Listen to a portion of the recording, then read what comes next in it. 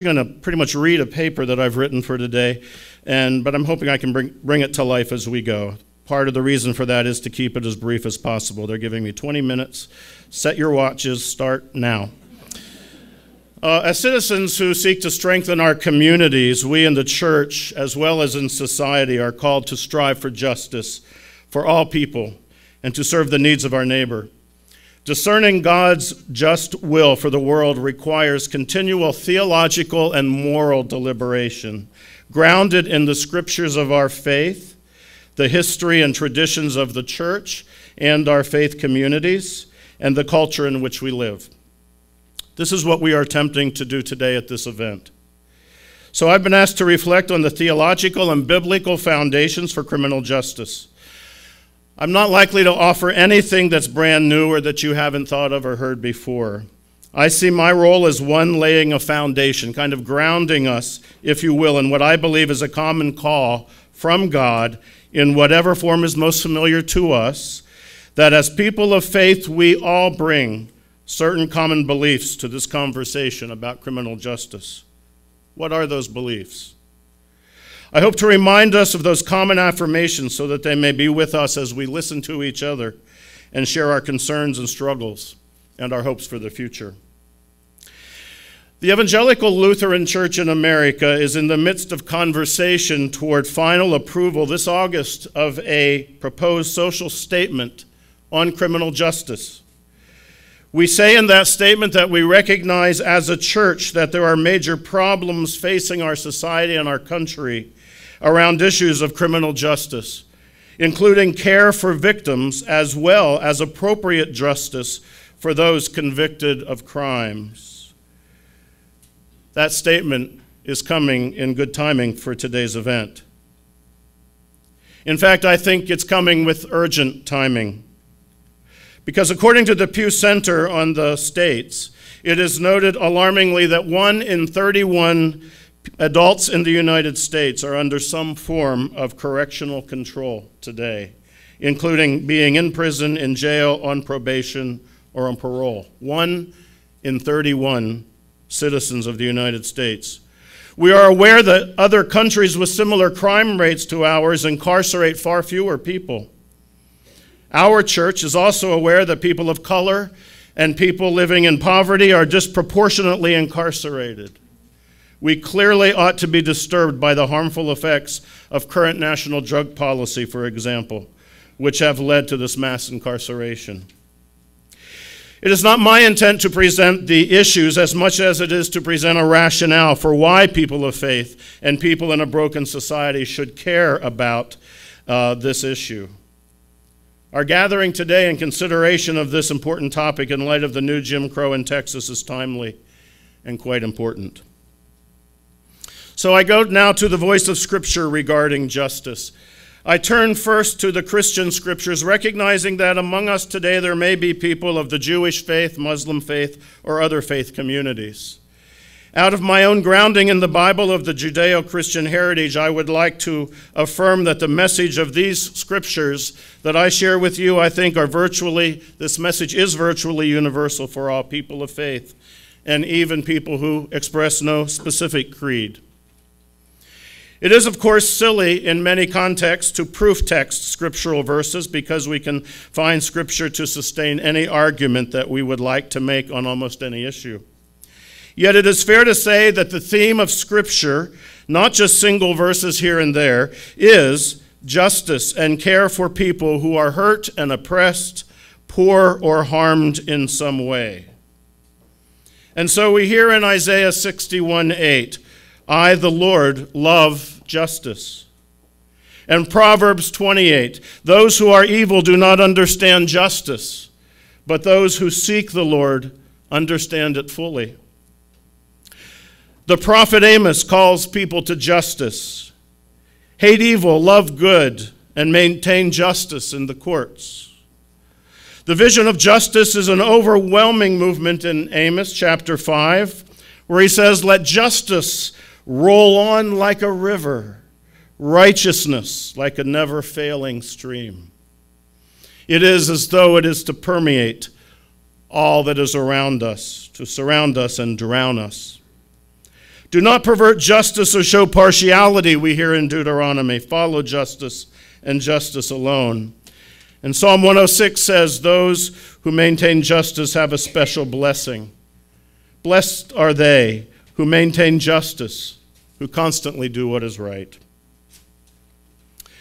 But that which is our theme today, and is perhaps the supreme Old Testament prophetic call to justice, is from Micah chapter 6, and you all know it well. He has showed you, O man, what is good, and what does the Lord require of you? But to act justly, to love mercy, and to walk humbly with your God. The ministry of Jesus was always focused on justice. He took justice to a whole new level when he spoke these words, "Woe to you, teachers of the law and Pharisees, you hypocrites! But you have neglected the more important matters of the law, justice, mercy, and faithfulness." For those who follow the righteousness of Jesus, justice is not just about keeping the law, but it goes far beyond that. Not everything legal and just in the courts is perhaps true to God's will, for God desires more than pure justice. God desires mercy. God desires faithfulness. I'll say more about that in a few moments after I speak about God's particular concern for the poor. In the Bible, the poor refers to people whose lives are difficult, widows and orphans, for example. People who have been displaced by war, immigrants, who end up being mostly women and children, as well as people who have nothing. Since there will never cease to be some in need on the earth, says the Lord, I therefore command you, open your hand to the poor and needy neighbors in your land. Poor is also used to describe those who were considered to have little value, even to Israel's enemies. Justice for the enemies, from Jeremiah. When all the leaders of the forces in the open country and their troops heard that the king of Babylon had appointed Gedaliah, son of Ahikam, governor of the land, and had committed to him men, women, and children, those of the poorest of the land who had not been taken into exile into Babylon, then they went. They went to Gedaliah at Mizpah. Ishmael, son of Nathaniel, Johanan, son of Kareah, Sariah, son of Tanhumeth, the sons of Ephi, the Netophathite, Jezaniah, son of Maccathite. They sent their troops. I only put that scripture in because I wanted to show off that I could read, which I didn't do very well.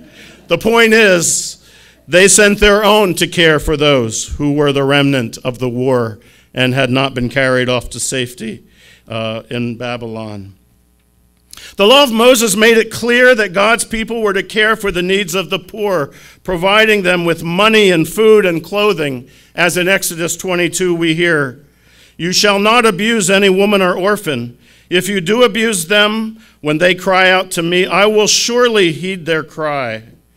My wrath will burn, and I will kill you with the sword, and your wives shall become widows, and your children orphans. If you lend money to my people, to the poor among you, you shall not deal with them as a creditor. You shall not exact interest from them. If you take your neighbor's cloak and pawn, you shall restore it before the sun goes down, for it may be your neighbor's only clothing to serve as cover. In what else shall that person sleep? And if your neighbor cries out to me, I will listen, for I am compassionate." The Lord God of Israel has special concern for the poor and the homeless and works to change their condition, as the story of Hannah and her prayer shows in 1 Samuel 2. She prayed, "The Lord makes poor and makes rich. He brings low, he also exalts. He raises up the poor from the dust. He lifts the needy from the ash heap. He makes them sit with princes and inherit a seat of honor. For the pillars of the earth are the Lord's, and on them he has set the world." And the prophet Amos reminds the people of Israel that they had abused the poor and they had robbed them of justice. He told the people that being just and fair was as important a part of their worship as their religious celebrations. Being just and fair is as important as their liturgies. He warned that God would punish those who take advantage of the poor. Amos said, "Hear this, you that trample on the needy and bring to ruin the poor of the land, saying, when will the new moon be over so that we may sell grain, and the Sabbath so that we may offer wheat for sale? He will make an ephah small and a shekel great, and practice deceit with false balances, buying the poor for silver and the needy for a pair of sandals, and selling the sweepings of the wheat. The Lord has sworn by the pride of Jacob, surely I will never forget any of their deeds. Shall not the land tremble on this account, and every one mourn who lives in it? And all of it rise like the Nile, and be tossed about and sink again like the Nile of Egypt?" Amos goes on to describe various and sundry other juicy retributions upon those who care not for the poor and those who take advantage. It was believed that God brought judgment on Israel's leaders and their people because the leaders failed to care for the poor and because they did not forgive the debts of the poor. Israel's wisdom writings proclaim that it is better to live right and be poor than to be rich and sinful, and that the Lord will repay those who care for the poor. Ultimately, though, the prophet Isaiah said that in the future, God would anoint someone to bring good news to the poor, and so much more. And this is God's big plan. "The Spirit of the Lord is upon me," he said, "because the Lord has anointed me. He has sent me to bring good news to the oppressed, to bind up the brokenhearted, to proclaim liberty to the captives and release to the prisoners, to proclaim the year of the Lord's favor and the day of vengeance of our God, and to comfort all who mourn." When Jesus began his ministry, as you well know, after coming from the wilderness into the synagogue, he read these very verses of Isaiah and announced that today these words have been fulfilled in your hearing. His very mission, his mission statement as Jesus began his earthly ministry was to care for the poor, the outcast, and the oppressed. Throughout his ministry, Jesus was, of course, friendly to people who were turned away by the religious leaders, and he invited them to be part of God's new people. He told the poor that God would bless them and that they would share in the new kingdom of God. As Luke says, then he looked up at his disciples and said, "Blessed are you who are poor, for yours is the kingdom of God. Blessed are you who are hungry now, for you will be filled. Blessed are you who weep now, for you will laugh." The one demand that the Jerusalem apostles later made of Paul before he went out to bring good news to the Gentiles was this in Galatians. They asked only one thing, that we remember the poor, which was actually what I was eager to do. And similarly, the Christians in Jerusalem put everything they had in one common fund, as you know, so that the needs of the poor and the needy among them could be taken care of. Acts says all who believed were together and had all things in common. They would sell their possessions and goods and distribute the proceeds to all as any had need. Well, I spend so much time talking about how the scriptures speak of care for the poor because these are the ones who are often the victims of criminal violence and the perpetrators as well. As we enter into a conversation about the criminal justice system, we are primarily speaking of the poor. We're speaking of immigrants, people of color, people who cannot speak for themselves, those who cannot afford good attorneys to defend them in court, those who do not receive adequate or appropriate recompense for crimes that have been committed against them, people of faith We are called to a better way. And this brings me to my last significant point, a theological one, based on the whole of Scripture. When we speak of justice and God, we speak of two kinds of justice. God seeks wholeness for humankind, to be sure, biblical shalom for us. But God's strategy of governing human life is expressed in Scripture and experienced in a twofold work, that of law and that of gospel. On the one hand, human beings experience God's deep care through receiving grace-filled righteousness, grace and unconditional forgiveness, shared through the gospel of our Lord Jesus Christ, as we who are Christian in this crowd understand it, received in faith and partially seen in the reality of the church as a gospel community. This is the kingdom of the gospel. This is our ultimate hope. This is ultimate justice, perhaps. But at the same time, human beings experience God's deep care through the gifts of law and civil forms of justice. This care is expressed through institutions and systems that, when properly operating, provide for protection, order, and the flourishing of society. God uses such institutions and communities to structure human life, and within that structure to provide food and shelter, safety and education, and many other material and social benefits. Although these institutions have a very different purpose than the Gospels, they still are God's gift to us to be used appropriately. We are to be good stewards of these gifts of law and of court in providing care to victims and to those who subvert justice and cause harm. This is the kingdom of the law. No matter how different the forms of justice are, however, both emerge from the same root. God desires for wholeness in humankind. God desires shalom in this age and in the age to come. The two forms of justice must be understood in light of God's final victory in Isaiah 2 and also in Revelation, Old and New Testament. This is the hope and the dream for God's people. Isaiah, in the days to come, the mountain of the Lord's house shall be established as the highest of the mountains and shall be raised above the hills. All the nations shall stream to it. Many people shall come and say, "Come, let us go up to the mountain of the Lord, to the house of the God of Jacob, that he may teach us his ways and that we may walk in his paths. For out of Zion shall go forth instruction, and the word of the Lord from Jerusalem. He shall judge between the nations and shall arbitrate for many peoples.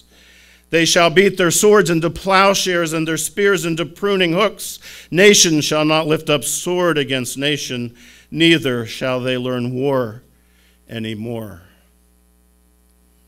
Isaiah's vision of the fulfillment of God's kingdom on earth is topped perhaps only by John's vision in Revelation of the ultimate time and place where we will be together. Then I saw a new heaven and a new earth, for the first heaven and the first earth had passed away, and the sea was no more. And I saw the holy city, the new Jerusalem, coming down out of heaven from God, prepared as a bride adorned for her husband. And I heard a loud voice from the throne saying, "See, the home of God is among mortals. He will dwell with them, and they will be his peoples, and God himself will be with them. He will wipe away every tear from their eyes, and death will be no more. Mourning and crying and pain will be no more, for the first things have passed away." The justice of the law is necessary for this world. For the world as we know it now, that justice is essential. But it will fall away in the world to come. In that new heaven and earth, the twofold character of God's relating to the world will have run its course, and only righteousness of the gospel will remain, and everyone will be treated with full justice. Rightly understood, the distinction between law and gospel, between the justice of the law and the justice of God's ultimate gospel, and between temporal and spiritual authority, powerfully motivate Christian responses to injustice, or at least they ought to. The presence and promise of God's reign within the brokenness of the world prompts both hope and clear-eyed realism for us today. As we yearn for the justice of Christ's coming kingdom, we listen to the cries for justice that ring out right now, the cries of offenders and victims, of families and communities, of those who work within the criminal justice system as well. Those cries cannot wait for our hope in Christ to come in completeness at some future time. For the sake of the same world that Christ was willing to die for, we must be willing to employ power to preserve life. That power must never be used for self-promotion and self-satisfaction or the advancement of the interests of only some, but must be used for the good of all in the light of God's love, especially, as we've heard, for those most vulnerable. That corruption of power is something that I think we will be learning about today. Thus, from Scripture and our understanding of God's call to be active in the kingdom of this world in anticipation of a perfect kingdom to come, today, this day, we are called to listen, to learn, and to act.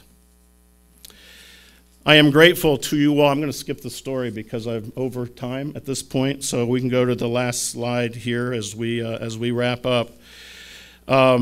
I wanted to share with you a story of a visit to a prison on Holy Saturday, the day between Good Friday and Easter Sunday, and I guess I'm going to do it now anyway, but I'll do it very quickly apart from my notes. Pastor Franz Schimmel and I went to a prison in Jacksboro at the request of a layman who goes every single Saturday and leads an AA meeting with the folks at this prison.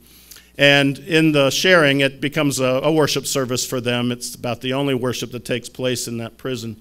Over the years, he's built it up so much that on the Saturday they were there, 160 people or so came to be part of this voluntary hour of thinking and sharing. After he told his story on this day before Easter this year, as I went with him and Franz did as well, we were both asked to speak a few words. And when I spoke, I spoke of the story of the journey of our Lord Jesus Christ in that Holy Week when he was betrayed and handed over. Some would say, probably appropriately according to the law, to be hung on the cross. There he died. And of course, I reminded them of the story of how on the first day of the week, the women went to find the body, and not finding it there, they went to tell the world that he was risen and that God's grace had overcome the law and the grave. And at the end of that, we spoke of how in holy baptism, God reminds us that we are sealed in that grace and that we who are baptized walk in the newness of life that comes from the gift of our Lord Jesus Christ. And so we invited any who wanted to come forward who had not been baptized to receive the sacrament of holy baptism. And that day, as I recall, there were about 24 men who came forward to be baptized. And then we invited those who were already baptized, who cared, to come forward and receive the sign of the cross, to remember their baptisms and to know again that they were still loved, even in the midst of their being held in prison. Some maybe certainly appropriately, some probably not so much. And we gathered that about 120 more men came forward to remember their baptisms that day. And as the men were leaving to go back to their room or to whatever was next, we stood at the door and shook hands, and they were urged forward quickly. They didn't have time to linger, but I looked into their eyes, and I wondered what the story was for each and every one of them held in that prison. Soon to be released in most cases, some to remain for a few years to come. What was their story? What had brought them to this place? And I saw tears of sadness, I saw tears of hopelessness, and I saw tears of hope. And it struck me in such a way that this is what it is that we are called to be about as people of God and people of faith, trying to bring in the kingdom of the gospel to a world that is full of the kingdom of law, and law which is in so many places broken. So there you have it. What does the Lord require of us? but that we do justice, we love kindness, and we walk humbly with our God. May these words frame all that is to come before us this day. Thank you very much.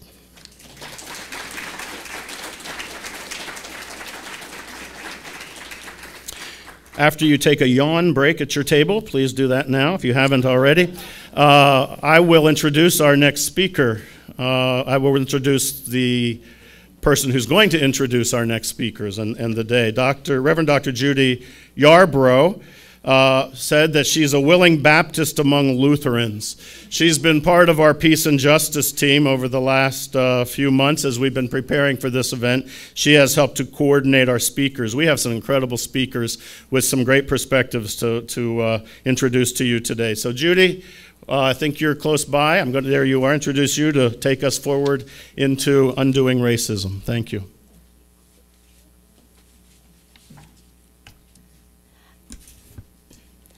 Good afternoon, and it is my distinct pleasure to be able to introduce Joyce James, and she will be introducing others after me. Joyce began her professional career as a Child Protective Services caseworker in 1980. In the 33 years since then, she has established a history in the field of child welfare and systems transformation. She has been a strong advocate for youth, children, and their families. She has also been an influential voice in raising and increasing public awareness about disproportionality and disparities that affect vulnerable populations. Joyce is currently the Associate Deputy Executive Commissioner for the Center for the Elimination of Disproportionality and Disparities, undoubtedly one of the longest names for a state agency I've ever heard. We are allowed to call it the Center. And this is a part of the Texas Health and Human Resources Commission. She has worked to pass a law that established the center and which is designed to expand the Texas model to other agencies and systems to address and ultimately eliminate racial disproportionality and disparities. This is said about Joyce. At the heart of all our programs and services, we are about people, and we want to make sure that every person is treated with respect and dignity. Joyce has been a pioneer in helping improve equity in our protective services programs, and we want to put that same focus on all our services. Joyce and those who work with her are passionate about their work, and they are passionate about the hope that others will join them in this work. And so I encourage us today to listen, to participate, and to start looking for that place where we can join courageous conversations. Joyce.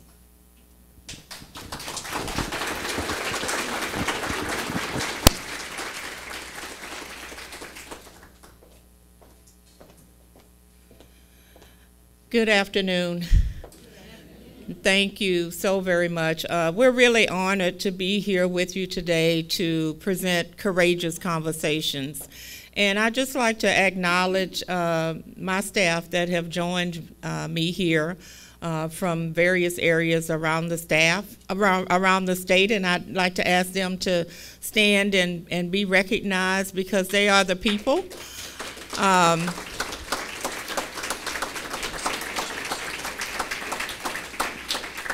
They are the ones who are bringing a message of hope to those who are profoundly impacted by the negative outcomes that the poor and people of color in many communities across the state have continued to experience for far too long. And so not all of them will be joining me in the presentation today, but those who will be assisting with the presentation is Maxine Jones-Robinson, who is from this region and represents Dallas County.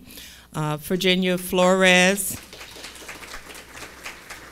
who is a specialist for Tarrant and Denton counties, and Mighty Tucker, who is from El Paso, will be joining me in this presentation today. I'm not going to stand at the mic. There's no way I can stand at the mic and do this presentation. And I'm going to ask them if maybe you just put your chairs kind of up front because they'll be part of the presentation. We call this conversation a courageous conversation because we believe that's exactly what it is, because we're going to be using some language and some messages that people don't generally come together in a church hall and have a light conversation about. And we think that the foundation and the stage has been set for us to talk courageously about the injustices that exist within our society and the role that we must all play if we're to overcome these issues. And so it's important to see a diverse group of people in this room. And later we will also be facilitating a panel discussion with some systems leaders to have an even deeper conversation around these issues and how they impact populations. And so is someone going to, how are we going to do our PowerPoint here? I'm running. You're running it for me?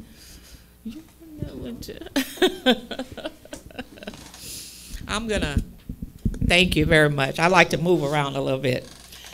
We want to first tell you who we are as a center because we think that's very important in terms of the message that we're going to bring. And so again, we have a very long name. We're the Center for Elimination of Disproportionality and Disparities. Does that sound okay? Okay. And this is our mission: to partner with Health and Human Services Commission agencies, external stakeholders, and community to first become aware of the disproportionality and disparities that exist within our systems, and to ultimately eliminate those. Because I'm using terms that everyone may not be familiar with, I want to take just a few minutes to define disproportionality and disparities and a few of the other terms that we will use during the course of this presentation. And what's really important about these various definitions that the systems use is not so much the language, but the fact that regardless of the definition that systems use, as we go through the presentation today and the data, what you will see is that it doesn't matter what you call it, the outcomes that are produced by each one of the systems are pretty much the same for the same population of people. And that can often be traced down to the community level. So when we talk about disproportionality, it's generally a term that's used in the field of child welfare, and it refers to the overrepresentation of a particular race or group in a system as compared to their representation in the general population. We're going to show you some data shortly that will paint a picture of disproportionality as it relates to the children who are in the foster care system in the state of Texas. And we also serve as the State Office of Minority Health. And so we're really pleased that we have been given an opportunity to merge this work, because much of what happens in many of the other systems where disproportionality is produced, that there's also a relationship to people's health outcomes. And so we'll talk about that as well. And a health disparity is a particular type of health difference. It's linked closely to social and economic disadvantages. And health disparities also adversely affect groups of people who have experienced greater social obstacles. In the state of Texas, it is African Americans and the Hispanic Latino populations who have the worst health outcomes among those health disparities that lead to death. And we like to emphasize the fact that health disparities are really unnecessary, they're avoidable, and they're not due to any type of individual acts of people. And so we'll talk more about the fact that in most of these definitions that much of the outcomes reside outside of the individual. And we'll talk about how that happens from the systemic perspective. And then the term disproportionate minority contact refers to the number of minority youths who are referred to the juvenile justice system. And then the achievement gap is what it's called in education, and of course is the difference on a number of educational measures in the performance of certain groups of students. And we know that in Texas that it is the achievement gap impacts profoundly youth of color in the state of Texas, as does disproportionate minority contact in the juvenile justice system. So again, it's not so much about the definition, but it's about understanding that it doesn't matter what systems call their outcomes that are disparate and or disproportionate for any particular group. The message that we want to convey today is that it's broad, that it's systemic, and that across all of these systems you will see outcomes that impact the same population of people. So to prepare ourselves for the dialogue that we're going to have today, because as I briefly mentioned, the conversation that we will share with you today is not a conversation that we usually come together in a church hall or any other place across racial lines and have a real comfortable conversation about institutionalized racism. And we are going to talk about institutionalized racism. To prepare ourselves for that kind of conversation, we'd like to open with an activity that will kind of lay the foundation for helping us to understand certain things about this kind of conversation that sometimes get in the way. And so I won't tell you a whole lot more of it because we need to go through the activity. And Virginia Flores is going to facilitate this dialogue, and I think that Maxine is going to assist her with this exercise. And we're going to be using a flip chart or the board over here to introduce this activity. So Virginia? Yes. Is this on? Yes, it is.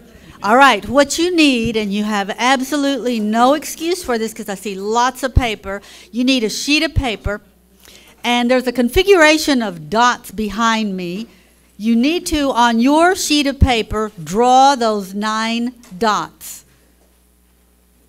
That's to get you started. Not real tiny, but not real big. Okay, and here are your instructions, and you're really lucky today because I'm in a good mood.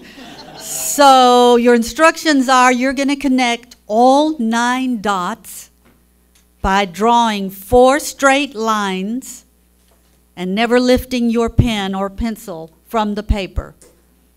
I'm going to say it again, and no backtracking either, because people always say, well, does it count if we go back over the line?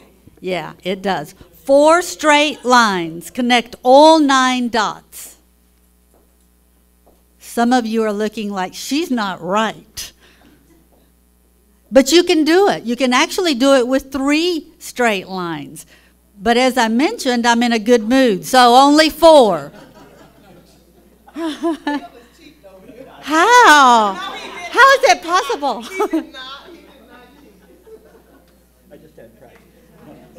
Some of you have had practice in doing this. Who's done this before?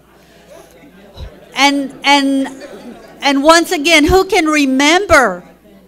That's a key. Who can remember? A few can.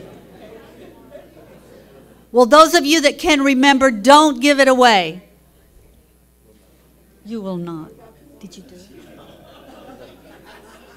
So have we. We had to do it like 5 or 6 times.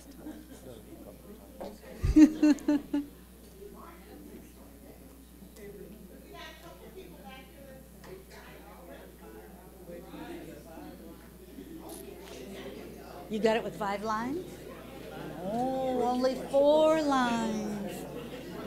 No. You were supposed to. That's 5 lines. Uh-huh. All right. Who is going to be the brave soul to come to the front and show the rest of us how it's done?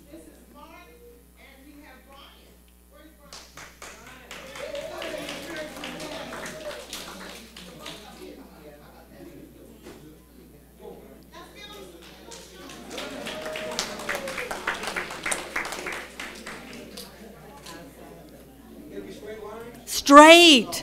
Oh, you. 4 lines. You did it.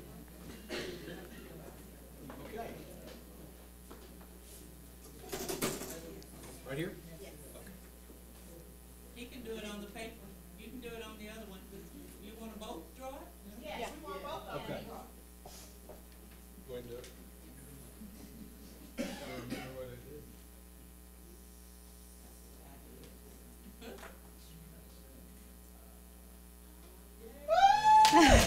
Come on, Brian, you can do it.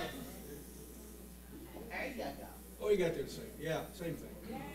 Oh, what? Oh, yeah, I see it. Yeah. Okay. Go, Brian. All right. Excellent. Thank you. Uh-huh. Very nice. And so what is it that happened to those of you that were not able to draw this? What framework? What box? Did I mention a box? I did? I did not. I never said a box, but you heard me say a box. You must have, right? Because I saw some of you just diligently trying to stay in that square. What happened there? What preconceived notion? When is the first time that we were ever told that we had to stay in a box? When? In kindergarten? And what activity was that? We were coloring. And what happened when you went outside the lines? Bad things happened. Somebody was just slapping her wrist up here. Bad things happen. So from a very early age, we are socialized to do things in a certain way. And in terms of systems or organizations that you operate within on a daily basis, tell us some of the things that keep you in that box. What are some of the constraints that you have? Yes? That's not the way we've always done it. Excellent. That is not the way we've always done it. What else? Fear. That usually does not come up till the very end. You are one brave person. Is that you that said that? Thank you very much. Yes. That doesn't usually come up to the end, but that is true. Fear does keep us from moving outside into what we construe as a danger zone. What else? Mission statements. Mission statements. That's right. That's right. What else? Policies. What else? You can tick these off. You do them every single day. What else? Board of Directors. That's right. What else? Laws. Yes. Yes. Some of the things aren't even written, are they? But they've been handed down from, I guess, supervisor to supervisor, person to person. Yes, sir. Yes. Say more about that. Well, I'm just saying, like you said supervisor. Mm-hmm. Really all this starts with parenting. That's right. What the social norms, behavioral norms are acceptable and not acceptable within a family. Yes. So what we're talking about is yes, sir. So what we're talking about is the socialization process, right? That began when we were very young. There's a couple of big ones that we have left out. Yes, sir. Budget, money, dollars. Yeah. What else? Say it. Education. Our education keeps us in a box. Yes. Yes. Very good. One other big one. Yes, sir. Mm-hmm. We love to be in our comfort zone, don't we? We hate being outside of it. There's another, but yes, sir. To be inclusive within a group. Mm-hmm. To be accepted by the group. Yes. Yes. Step outside the norms of the group. Mm-hmm. That's right. We want to be included, we want to be accepted, Mm-hmm. and therefore we're going to do what the group Yes, excellent. We want to be like others. One more big one, last chance. Tradition, that's another big one. Yeah, that's another one. Yes, yes, young lady in the back. Religion. Yes. Religion. Federal regulations. The voice of experience. Yes. We do not have the time. That's right. Is there anything else that we have forgotten? Joyce, Marty, Maxine. Yes. We love to give you this analogy. There is no one in this room that will remember what I'm talking about. No one. But you will have heard of it. Long ago, there was a toy, and it was a metal box.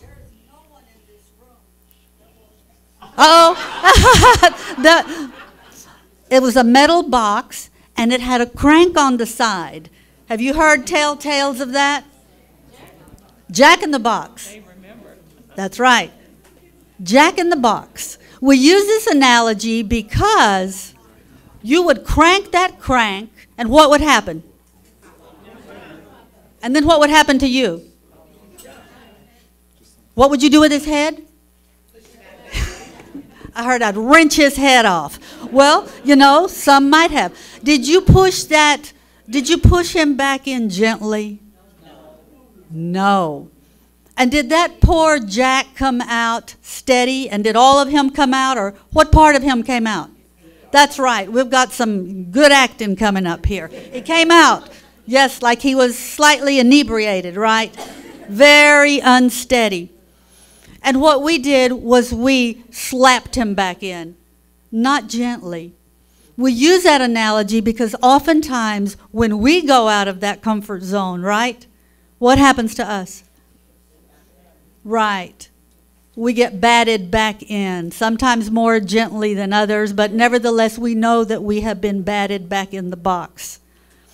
And so some of us will risk by coming out again. Some of us will never come out of the box again. That's an individual thing. What we hope to say with this exercise and convey with this exercise, which I think is a beautiful exercise, an analogy to show you that we paint ourselves in boxes where there are no boxes. We see boxes where there are no boxes. This exercise, the box, represents what for us? A what? It's our comfort zone. Very good. It's our boundaries. And some of us will go out, risk going out of the boundaries, and some of us will not.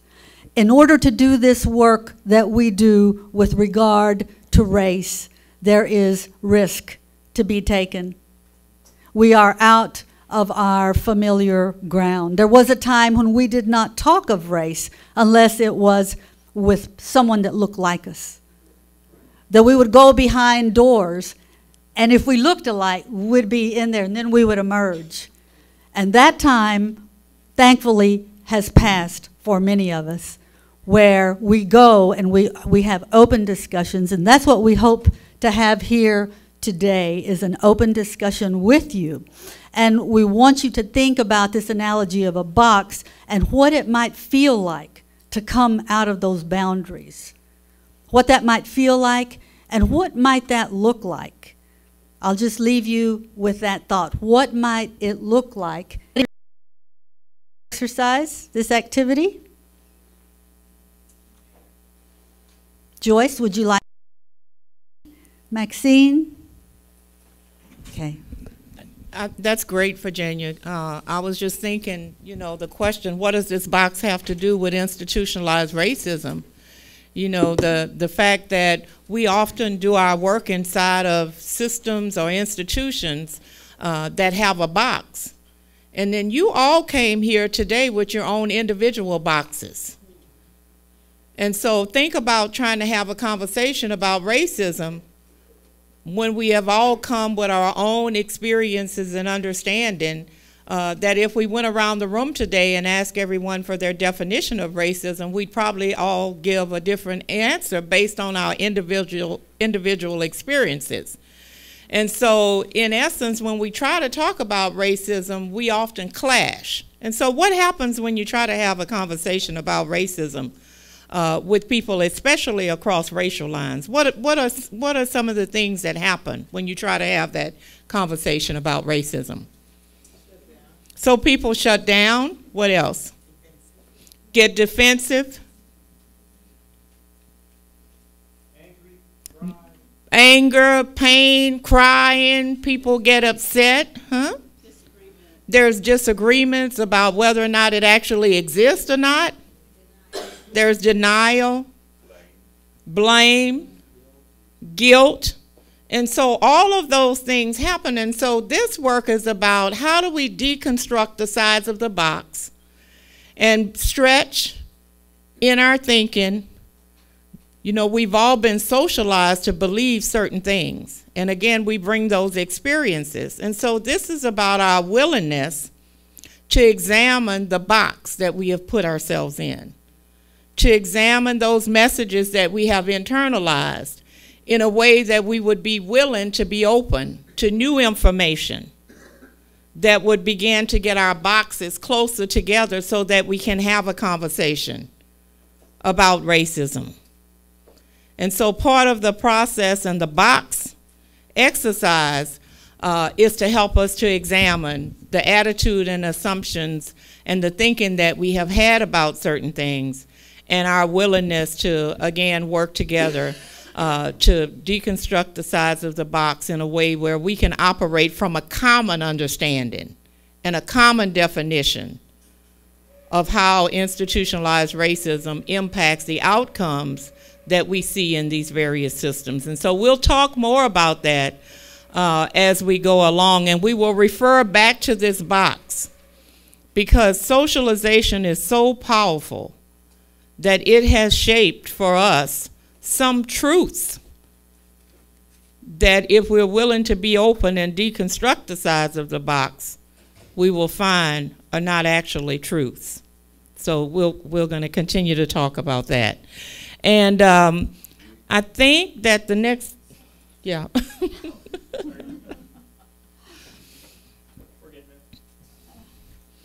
The next thing that we're going to do is examine some cross-systems data. And this is data for Texas. I believe that this is the 2012 data. It's at least as recent as 2011. And it's important for us to share cross-systems data so that we can help to examine the relationships that systems have to one another. And so we start with child welfare, and when I gave the definition earlier of disproportionality, I told you that it's the overrepresentation of a particular race or group in a system as compared to their representation in the general population.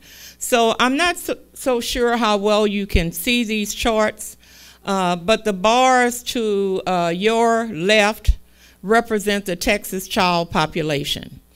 And the blue bar represents African American children who make up about 12% of the general child population in Texas. The Hispanic Latino population, the green, 47%.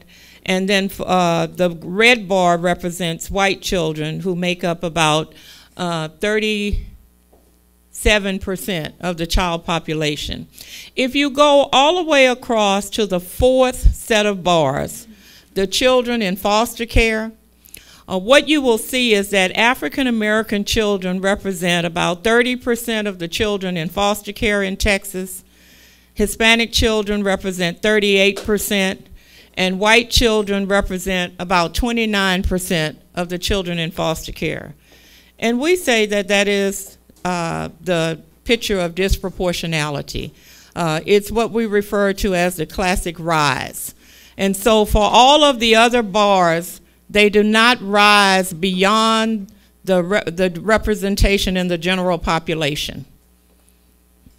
The African American bar, the blue bar, is the only one that rises above the representation in the general population. And so African American children are represented in the foster care system in Texas at more than 2 times their representation in the general population. And so the question is, what have we been socialized to believe about why that is? Pardon me? That African American parents don't care is one of the things we've been socialized to believe. We've been socialized to believe that it's because of poverty.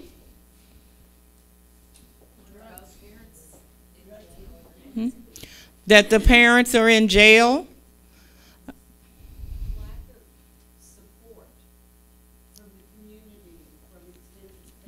That there is a lack of support from community. Have we also been socialized to believe that disproportionality exists for these children because African American families abuse and neglect their children at a greater rate?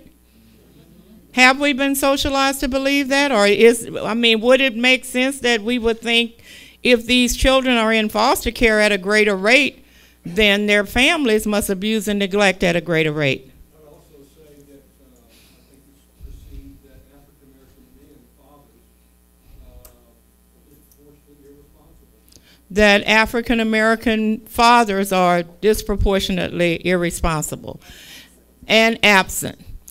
And we would say, because, and I would like to keep this conversation going, but because we need to get through all pieces, those are very good. But There's another one that's quite big, and that is that they're using drugs more.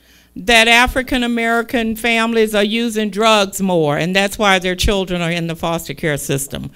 Well, how about if I dispel for sure in Texas at least the belief that African American families abuse and neglect their children at a greater rate? Because that's not true. The research and data in Texas also showed that it's not primarily due to poverty and single-parent household and absent parents, nor is it due to the fact that families abuse and neglect their children more. And we'll talk more about that, but that's the power of socialization that we need to refer back to in terms of examining the attitude and assumptions that we have about the why of things that causes us to believe that it's something about the individual. And this work and this that we're going to do today is about moving us farther into examining what it is about the system that may contribute to this.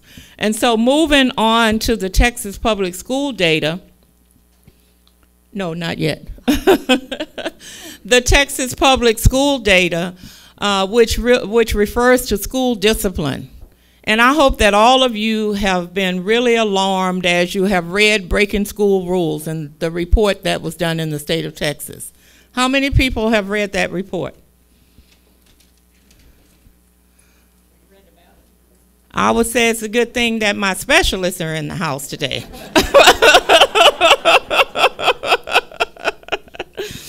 I would encourage you to read that report. Texas was the first state in the country to commission research from Texas A&M University to do a study on discipline in the public schools in Texas. And they were examining, again, discipline. They did not use a random sample of students. They followed over 1 million students, about 1 million students in the state of Texas, starting in the 7th grade. And they followed those students up to 2 years beyond when they would have graduated from high school. So a study that went about 6 years. And what they were examining is mandatory and discretionary discipline. Now, the discipline was not things like get sent to the principal's office or sit in the back of the classroom or go sit outside the classroom door. It had to do with in-school suspension, out-of-school suspension, referrals to juvenile, and referrals to alternative school. Now, in Texas, there are clear guidelines about when mandatory disciplinary actions have to be taken for certain behaviors. It's written. that if a student brings a weapon to school, commits physical or sexual assault on campus, that there are clear written guidelines that leaves no discretion for the person that's issuing the discipline, okay? And so the research found that there was very little difference across racial lines in terms of which students received mandatory discipline. As a matter of fact, African American students were found to be less likely to receive mandatory disciplinary actions for those types of behavior that I mentioned, for which there are clear written guidelines. They went on to examine discretionary discipline. Discretionary means based on how we've been socialized. We see something, we internalize it based on our own experiences and beliefs, and we make a decision about what our response is going to be. African American students receive 75% of the discretionary disciplinary actions, followed by the Hispanic Latino population, and then next was children with disabilities. African American girls received a higher rate of discretionary discipline than white males in the school. Now, we would be socialized to think, because we're rational people, that there had to be something about the behavior of those students that warranted those percentages to be at the level that they came out to be. And the researchers knew that that's where people would go if that's all they put in a report. So they considered more than 80 factors. And when it boiled down to same behavior, same conduct, same socioeconomic status, same school performance, one of the most determinant factors regarding who was disciplined was race. Now, we don't propose that school resource officers or teachers or principals or whoever was administering discipline were intentionally and maliciously calculating to create this disparity in discipline across racial lines. But we do believe that socialization is so powerful that it shapes our reality, and that in isolation of a willingness to examine our attitude and assumptions about certain populations and groups and communities, that we don't allow ourselves to get to the level of awareness, the level of consciousness that we need to have that will help us to see how we contribute to disproportionality and disparities. And so we know that what happens with discipline in schools has a direct correlation to the trajectory that is created to places like juvenile justice and criminal justice. Because that report went on to show that students who are recipients of multiple disciplinary actions are more likely to have to repeat a grade. They're more likely to be referred to juvenile probation. We know that referrals to juvenile often lead to a trajectory that goes into the criminal justice system. The report showed that multiple referrals lead to school dropout. And so when you drop out of school, that impacts what kind of job you're going to have, where you can live and work and raise your family, your access to services and resources, your access to health care, which also impacts your health outcomes. And so we say there is a relationship that these systems have to one another in terms of the outcomes that they produce for the same population of people. Ma'am, may I ask a question? Yes, ma'am. Did this research support the theory that you're saying? That support the theories Yes, ma'am. My information actually comes from the report. It's called Breaking School Rules. If you Google it, you can find it online because the research included looking at what happens to students who get disciplined. And so it showed that they're more likely to drop out of school. And I'm saying, so who's dropping out of school in the state of Texas? Who is it?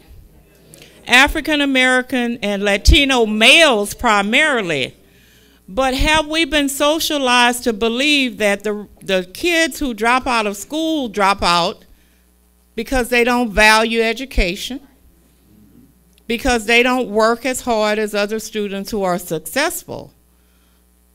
But do we ever consider those systemic factors that I just spoke of in terms of the discretion that occurs in who's going to be disciplined and who's not? Because we would either have to assume that white kids don't commit any of these acts, which we know is not true because the report showed that for the same acts, we have a different consequence.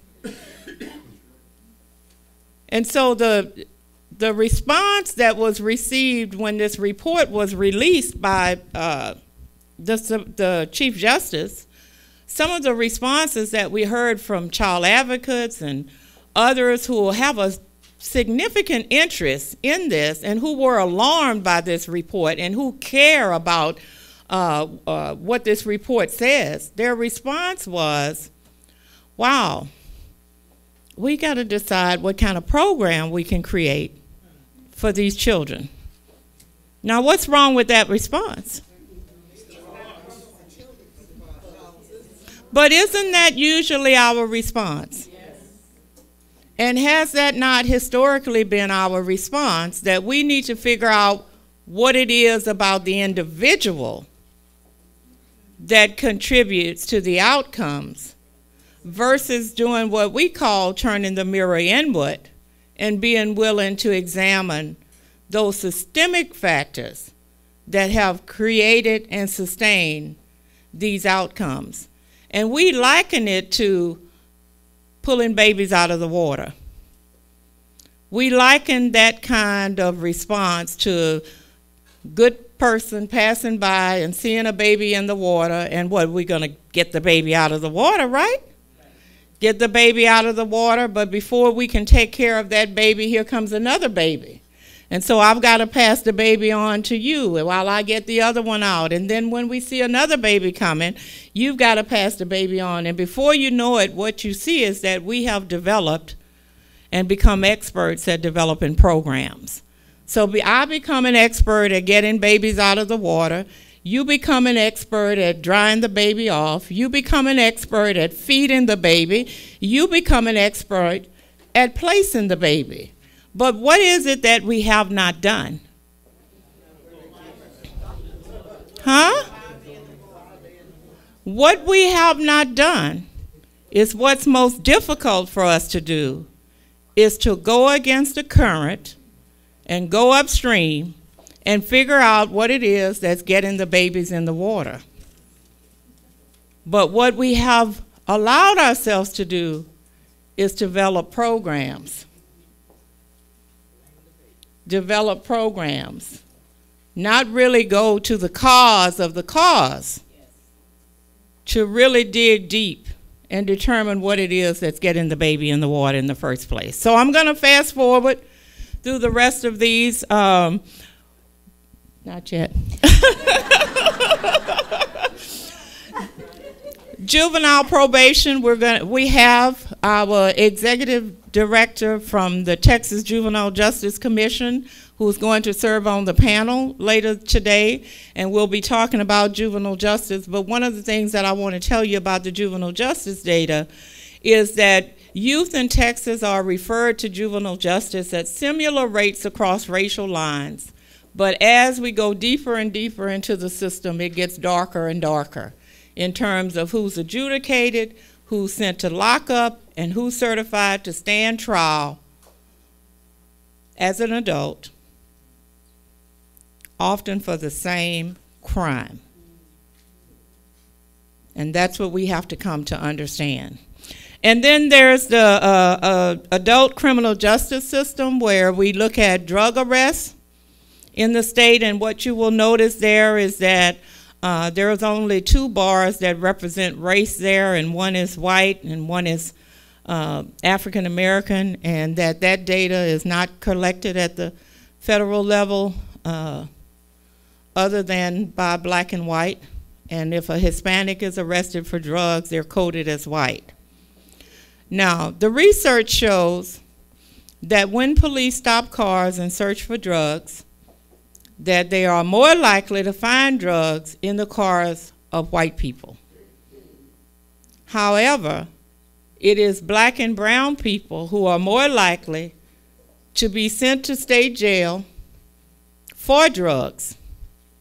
Now, and there are a lot of factors that contribute to that. And hear me, we're not talking about individuals and whether they get off or not. We're talking about the role that systems play in terms of whether somebody gets off or not. Okay? And so, what are the consequences for people whose trajectory for the same crime lands them in prison for a drug felony?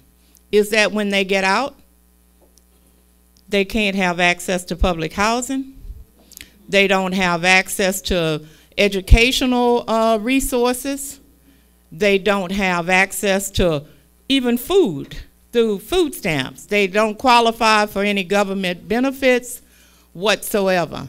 And so we have been socialized to believe that the color of prison and juvenile lockups is the way it is the color that it is, because it's all about what's wrong with those people. What we have not examined is the system's response that create the disproportionality and disparities in these systems. And because we have been socialized to think about it in that way, then our response to it is shaped, or our lack of response is shaped by the fact that we believe it's about what's wrong with the people. And that if they would just get their act together, or if they would just do this, then, and if we could design some programs, because we're all well-meaning and good-hearted, we can create some programs to fix them. But if we continue to believe that it's all about individuals, we will have an endless stream of programs, which I'm not saying that we don't need programs, because people are already in the pipeline who have already been failed by systems. But if we continue to have this endless streams of programs, we will never get to the cause of the cause.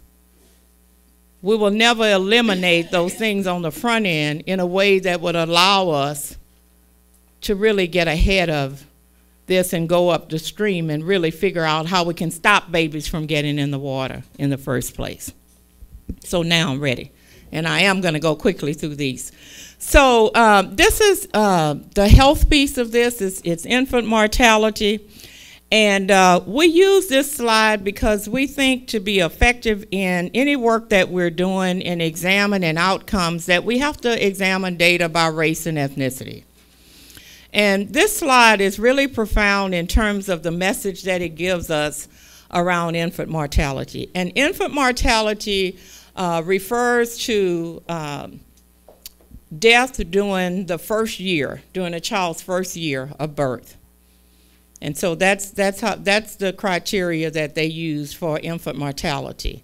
Now, in Texas and across the country, Healthy People 2020 has an initiative where they're working with states to reduce the infant mortality rate. So they want to reduce the number of children that die during their first year of birth. And they want states to try to get that number to 6 or lower. So if you look at this chart for all race and ethnicities, you'll see that Texas is already at 6. So in isolation of examining the data by race and ethnicity, we would assume that Texas is doing really well as a state in regard to infant mortality. However, when you look at African American babies, you see that the number of deaths per 1,000 during the first year of birth is it's creeping up to twice that of the state. Now, we would be socialized to believe that the reason for this is that there are a lot of single parent, births to single parent young mothers in that population, that they use drugs and smoke during pregnancy, that they don't take their prenatal vitamins or keep their doctor's appointments, and that if they did all of these things, we wouldn't see that. That's the messages we receive from everywhere about the why of this. There are even some smoking cessation programs aimed at this, when the research shows that white women are more likely to smoke during their 3rd trimester of pregnancy. So why would we have a smoking cessation program to impact this? The research also shows that African American women with advanced degrees have poorer birth outcomes than white women with less than a high school education. The research shows that women in African countries have similar birth outcomes to white women in the United States, and that it only takes 1 generation in the United States for that to change. And so there's a deeper examination that we have to have of the why of these things if we really want to get to the core, if we are true to the fact that we want to do something to impact these issues. We have to be willing to engage in the kind of conversations that require us to examine the role of institutionalized racism. Okay. This is HIV data for adolescents between the ages of 11 and 17. How many of you were aware of this kind of data? The yellow bar represents African American youth. One person's hand went up besides the specialist. 2 back there. My question is, why aren't we alarmed about this? And why don't we know about it? And what are the messages that we have internalized about the why of it? Why is it not something that's so important to us that it's out where we can all be consciously aware of it and seeking to understand it and seeking to make change about it?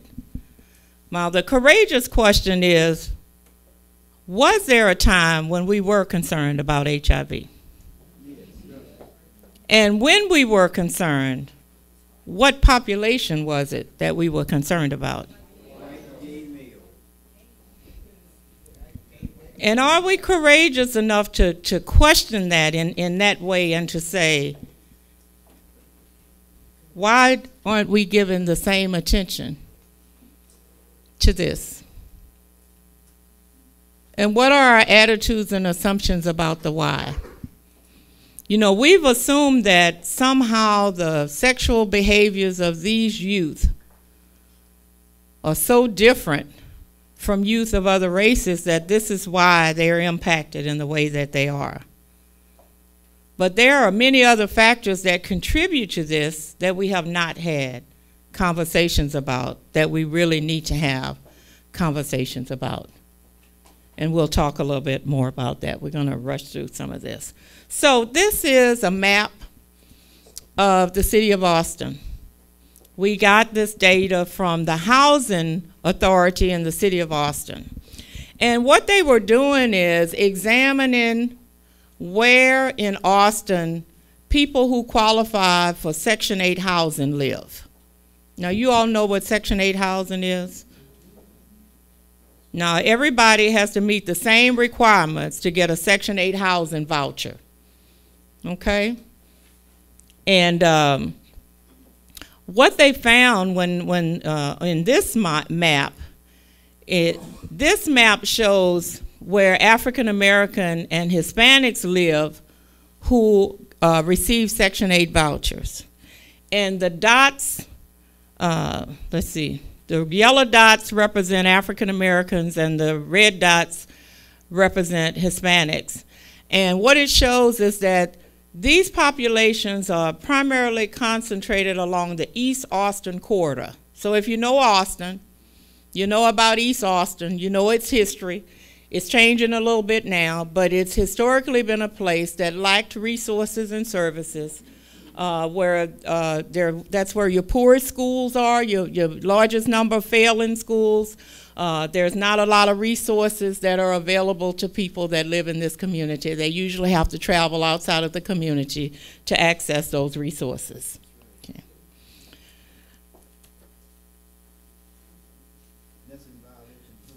No, we should have one, go back one. Okay. So now when you add the blue dots, which represents the white population on Section 8 housing, what we see is that whites on Section 8 in Austin live even east of Mopac,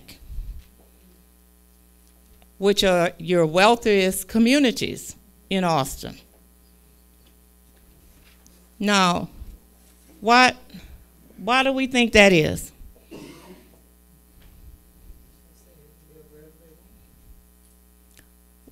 One response is that because they can live wherever they want to.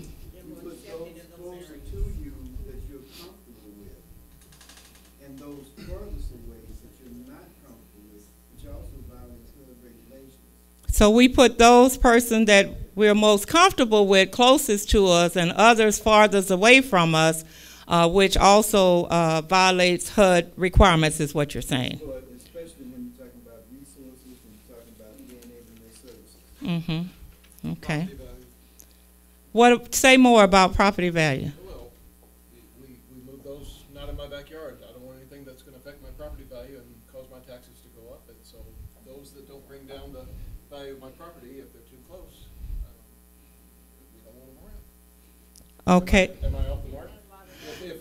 If most of the white community lives west of Mopac, then those in Section 8 housing will prefer a white presence as opposed to a brown. It goes back to what I said, what you're comfortable with. So remember that everybody who has Section 8 have to meet the same requirements and eligibility. So they all are considered below the poverty level to qualify, yet black and brown people live in those areas that have the least resources, the poorest schools, and whites on Section 8 get to live west of Mopac in the more affluent communities.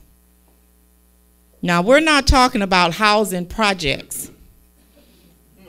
We're talking about houses that landlords have for rent where people can use their Section 8 vouchers. And so it just requires us to, you know, in some instances people have said, well, black and brown people just like living next to each other. That's why they live in East Austin. But have we allowed ourselves to believe that families, people like to live in areas where their children have to go to poor, failing schools, where they don't have access to the services and resources that they need to have? Is it true that they just like that? Or are there some other reasons why we see the disparities in where people live? One is,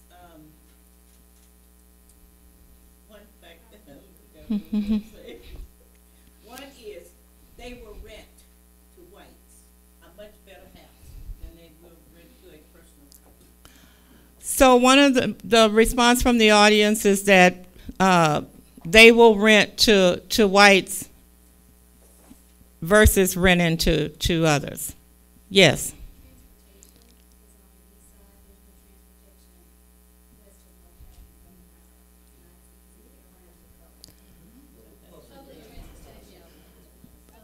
Public transportation could be a reason, but if all of the people are at the same level, so I wish we could have a dialogue where we could continue keeping on this, but we're going to have to move forward. But here's what I want to ask you to consider. how we've been socialized to view certain people. You see, I can take my housing voucher to Westlake, which is east of Austin, and a landlord who looks like you or a landlord who looks like you will tell me that they don't take housing vouchers. But you can take your housing voucher to a landlord who looks like me or one that looks like you, and you are more likely to get a house. Because we have been socialized to believe that if I move into the neighborhood, there goes the neighborhood. And we have come to internalize that so deep that we believe it and we act on it. And that's how we contribute to disproportionality and disparities in terms of this kind of data. Okay. Quickly, this is Texas deaths by race and ethnicity. I think this is one of the slides, especially, that we need to update because it has to do with the potential years of life lost.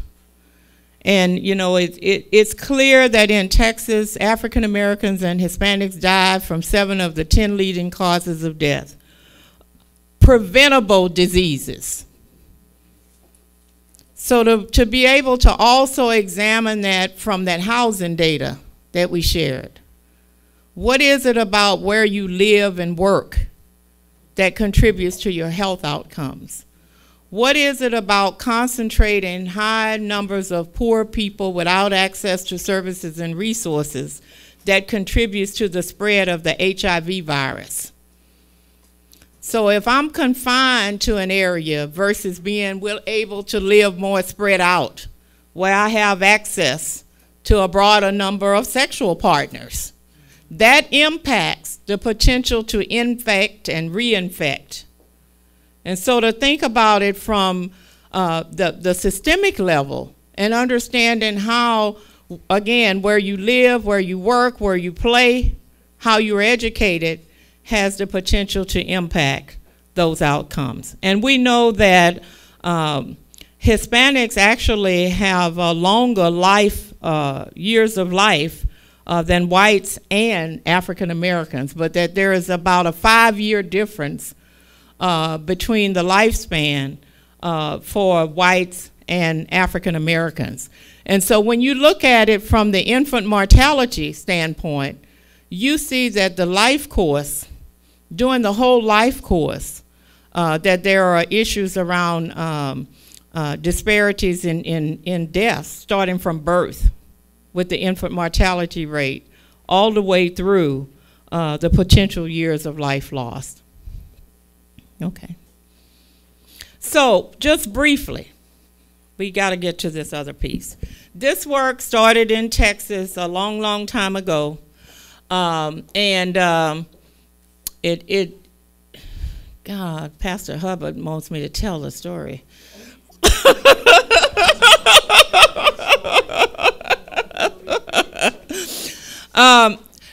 You know, I just want to say that I believe that you all have come to today, to this session and to the session that's going to be held tonight, and probably a lot of other stuff that you've done because you have a commitment and a desire to work for social justice and social change.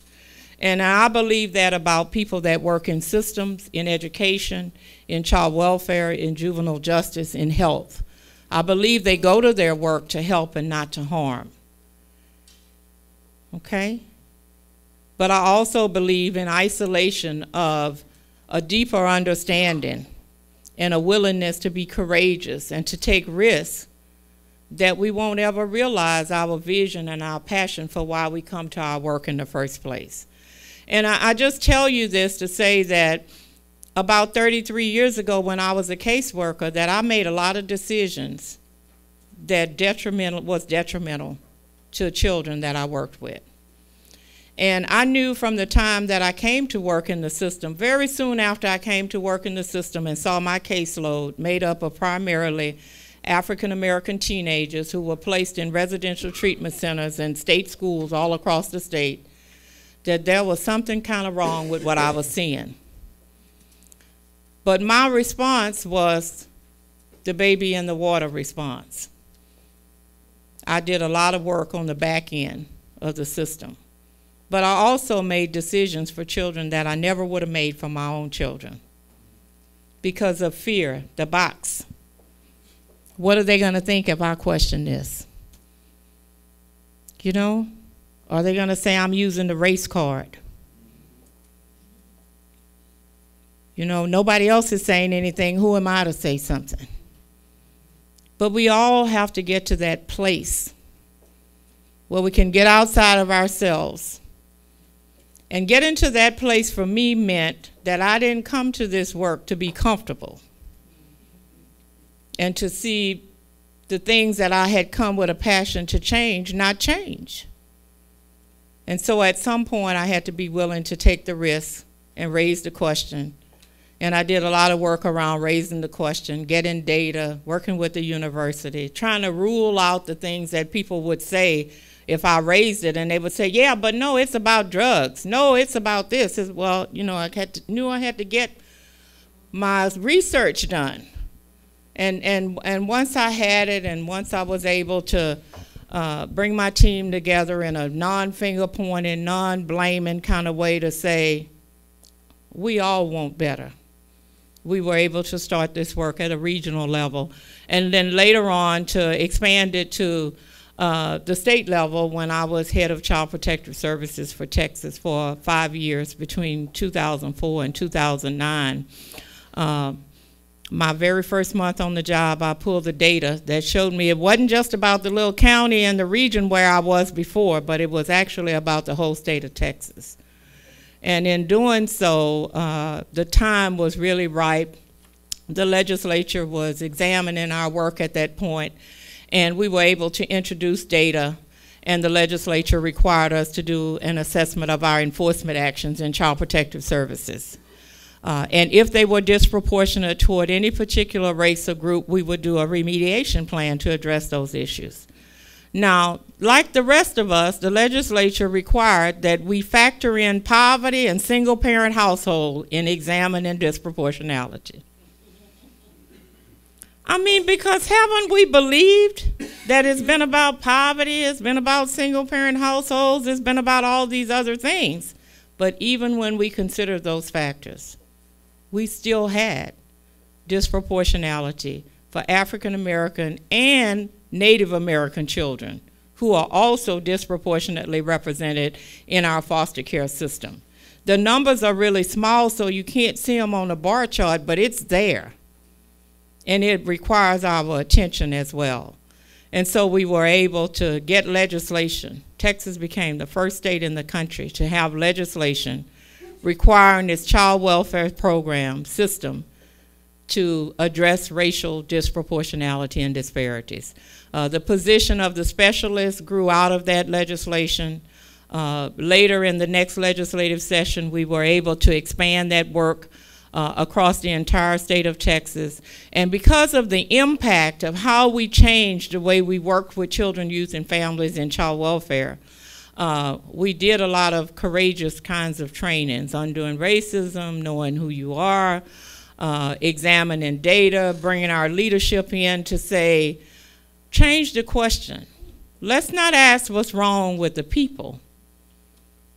Let's turn the mirror inward and become critical lovers of our system and ask, what is it about our system and how we do our work that could be contributing to the outcomes that people are experiencing? Things as simple as examining where are the services and resources that we say families need to have. Well, they were not located in the communities where the families lived. And so being willing to change all of those things, and I'm just gonna, this could be a whole workshop for you on the history, and we won't do that today. But because we were able to reduce the number of children in foster care, increase kinship placements, increase in-home services, and increase adoptions, our center was created in 2010. And it was created and designed for us to use the same model that we had used in child welfare to expand our work across other health and human services systems. And when I tell you that we made improvements in child welfare, we made improvements for all across racial lines. And so this work is not about giving something to one group over another, but it is about equity in an understanding that there has not been equity in terms of how we've delivered our services and our programs. But when you are willing to focus on those who are least likely to achieve the kind of outcomes that we want everyone to have, we raised the bar for everyone and we improved outcomes for all populations. And that's the ultimate goal of our work. And so last session, Senate Bill 501 established our center and requires the Health and Human Services Commission to maintain this center, and it brought various other systems into the work.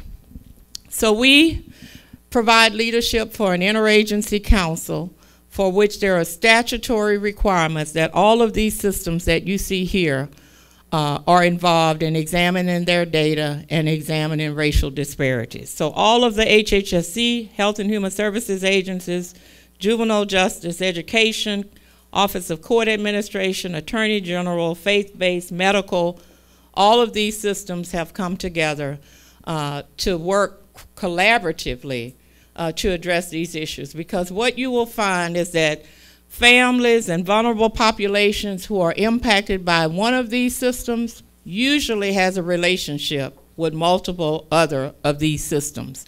And so it just makes sense that we would work together to understand how, for example, what happens in education can lead to a person into another system. This is the model that we use to do our work. We must have data that informs us about whether or not what we're doing is producing equity. And when it's not, we have to be willing to have a courageous conversation with the leadership about the why of that. And we have to ask why different, not from where we've been socialized to believe why, but by digging deeper and by being willing to go against the current to find out the true cause of what we're seeing. We have to be culturally competent. We must engage the community in our work. And when I say community, I'm talking about community in general, but I'm also talking about the importance of hearing from the people who experience our systems, from hearing from them how they experience our systems, from hearing from them whether or not we are providing the right approach in terms of their understanding of what they need. Inviting them in a way that says we really want to hear what you have to say versus inviting in people who will tell us what we want to hear. That's the difference in terms of engaging community. And then the cross-systems work, the anti-racist principles, the understanding of the history of institutionalized racism, the understanding that the data that I put up for every one of these systems that I put up, and the data that's produced by these systems, that there was a time in history when none of those systems actually served people of color. And so to be able to examine how we've gone from a system of total exclusion of certain people to systems that now have over-inclusion of those same people who at one time those systems did not serve. And so it's important for us to understand that if we are to move toward justice, social justice, you know, we cannot make changes in terms of the outcomes for systems if we don't understand how all of this came to be in the first place. Because what happens in isolation of that understanding of institutionalized racism and that history is that we use the same thinking that created the problem to try to fix it. And we know that that's insanity. You know, that you really cannot use the same things that we have been socialized to believe, all those old messages that we have received. We can't use that kind of thinking to undo this issue. We have to really go back and examine it at a deeper level. And so that's what we're going to engage you in right now. And Mighty Tucker, Mrs. Tucker, is going to come forward and facilitate this piece. Okay, so this activity is called Why Are People Poor? And we're going to go a little bit deeper in the discussion of how we have been socialized to view and perceive people that are poor and those that look different than us. So I want you to help me define poor. And I'm not talking about poor of spirit or poor of character.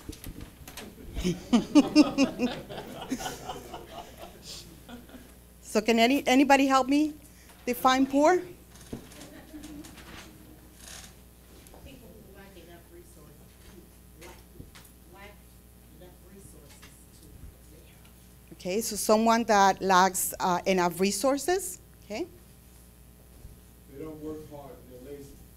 Okay, they don't work hard and they're lazy. I'd like to build out the resources, and I think it's lack of access to resources. Okay, lack of resources. Access to resources.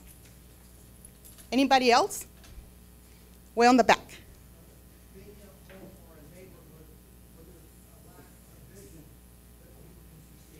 Okay, so the environment, the neighborhood, and what else? Lack of vision and hope. And right here. They don't have the ability to, or the jobs that are available to them aren't going to give them enough to move out of that. Okay, so I'm going to stop right there. So can we agree that we can define someone that is poor, that lacks the basic needs to provide for their family? And when I'm talking about basic needs, those are food, shelter, and clothing? Okay. And so I want you to show, by showing of hands, I want you to tell me how many of you work and serve people that are poor, by the definition, in some way. So a big majority of us, right?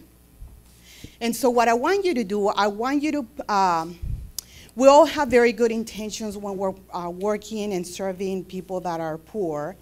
And what I want you to do, I want you to put your social scientific hats on and to come up with your best answer and tell me why do you think people are poor. And so I miss you, so if you want to. I think people, one, is because of their race they can be poor. Because of? Because of the race they can be poor. Okay, because of race, The color of their skin? Inability to compete because of education. Inability to compete because of education? Feeling of being defeated. Okay, feeling of defeating? Say it again, please. I'm sorry, where are you at? Feeling of being defeated. Okay. No good context for the job. No good contacts for jobs? Back there? Okay. Health problems? Okay. Marty, repeat it so they can record it, so you Okay. repeat what they say Okay. loud enough. Yes. Because the system privileges those who aren't poor. Okay, so because of the system privilege those that are not poor. Lack of support from others. Lack of support from others? Because they had poor parents. Because they have poor parents? Right. Generational? Financially poor, okay? Generationally poor. Discouragement. Discouragement? Because they distrust the systems that say they're going to help them, because many times it's turned on them and given them bad experiences. Okay, so distrust of the systems. And give me a couple of more answers because we're running out of paper over here. Coercive systems. Coercive systems Lack of jobs in the community. and lack of jobs in the community. No? Okay. Lack of knowledge. I'm in my box. Okay, so I think that we have enough. Lack of education, did they say? Health Repetitious, did we say that? Yes, we say help.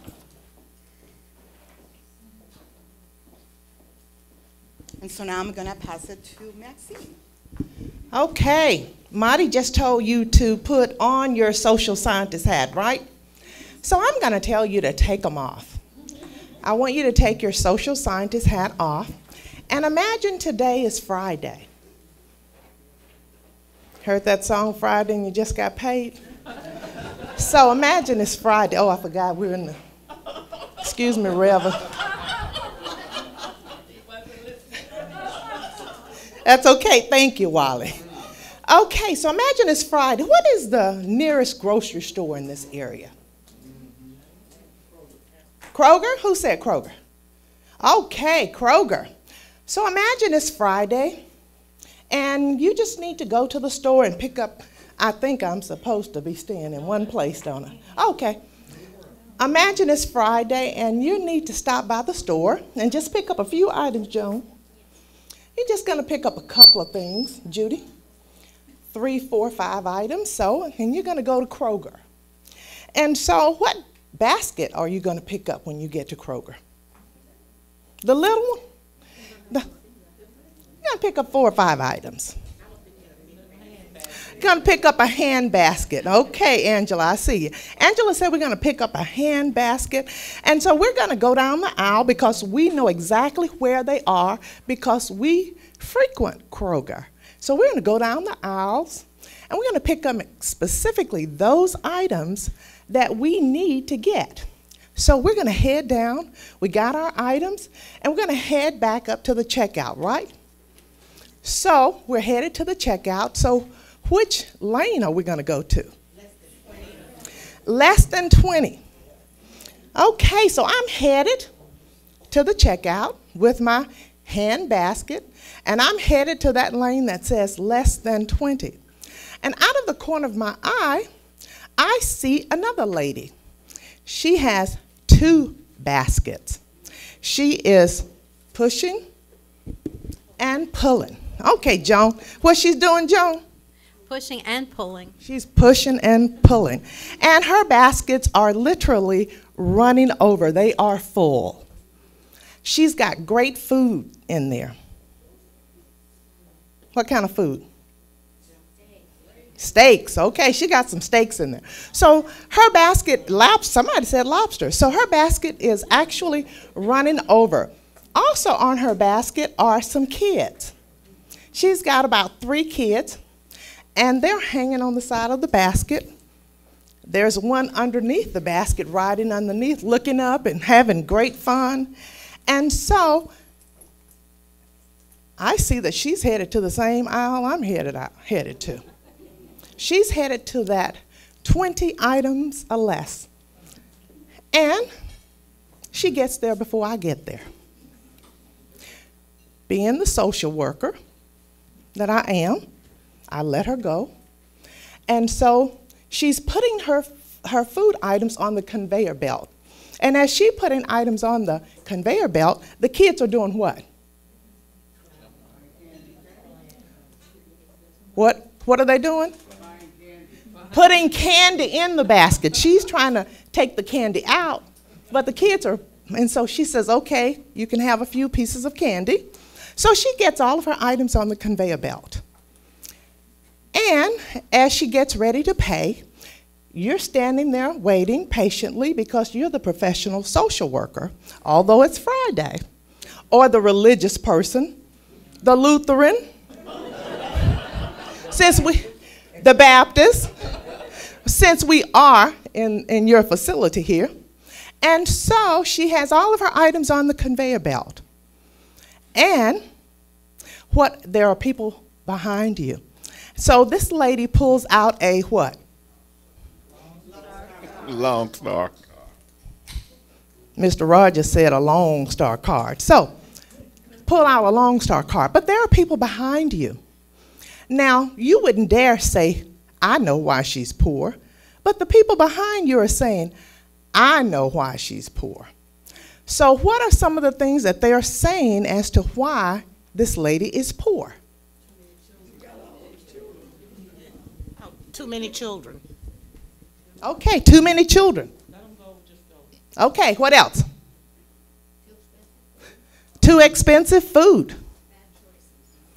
Remember, I told you to take off your social scientist hat. Bad choices, right? Too many baby daddies. Too many baby daddies.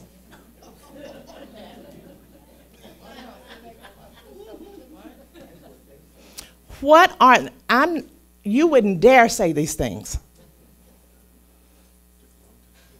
But what are the people behind you saying about, I know why this lady is poor? She doesn't work. What else are they saying? We got a whole list. Remember that box? She's lazy. Living off the government, the system. Welfare queen. What else? Did somebody say she had a Cadillac? A Cadillac and a smartphone. Her nails and her hair is done. What else are those people saying? How can she afford so much food? Because I can't afford that food, can I? Because I'm a social worker? What else are they saying? Virginia needs about 6 more responses before she's at the end of her box. She had those kids to get more money. She's spending our taxpayers' dollars, right? What else? We said that, too many baby daddies, so what else? What are some other things? Why is she in the express lane? She can't read, can she?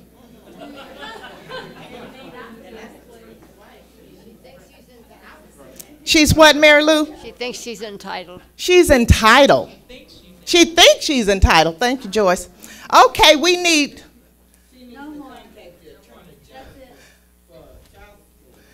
She needs to contact a attorney general. And so let me ask you, Virginia, squeeze this. How many of you all have heard of the word trifling? Who knows oh, Johnny. Tell me what trifling means. You could, but you won't. You could, but you won't what? Work. Work, and what else? Take responsibility. You won't, you could, but you would, but you should, but you won't. Work or take responsibility. Okay, now that we know what trifling means. So Virginia, thank you. She's at the end of her box. Now, we have 2 lists here. This list, although it may look like it's in black, it's in blue. Virginia just circled it. This list here is actually in black. So what do you see as the difference in the 2 lists? What do you see? Other than this one is black and this one is blue. You can't read? Okay, let me. The ones on the right are all about her. The ones on the left are all about the system. The one on the left is about systems, and the one on the right are about individuals. So this is systemic, right? Systems. And this one is individual stereotypes and assumptions and beliefs about this woman. So now what did I have to do to get you to give me these responses? Take off your hat and what else? It was the other people. It was the other people. You were speaking for the other people. However, let's go back to that box. Where is that socialization? It's up here somewhere. That socialization. It's in us. These thoughts were in us. We had everyone, those people that were behind us are not in this room. We are in this room. We need to have a moratorium on how we view poor people, Because when poor people come and access our services, they feel these responses. They feel these responses. We may try to cover it up. We may try to hide it. But this is what comes out because it's in us. So, when we look at these two lists, which side of the list are our programs made from? On the right side? Okay, well let me ask you, what is the program for trifling? What is the program for too many baby daddies? Birth control, okay. Planned Parenthood. Okay, what is the program for doesn't work?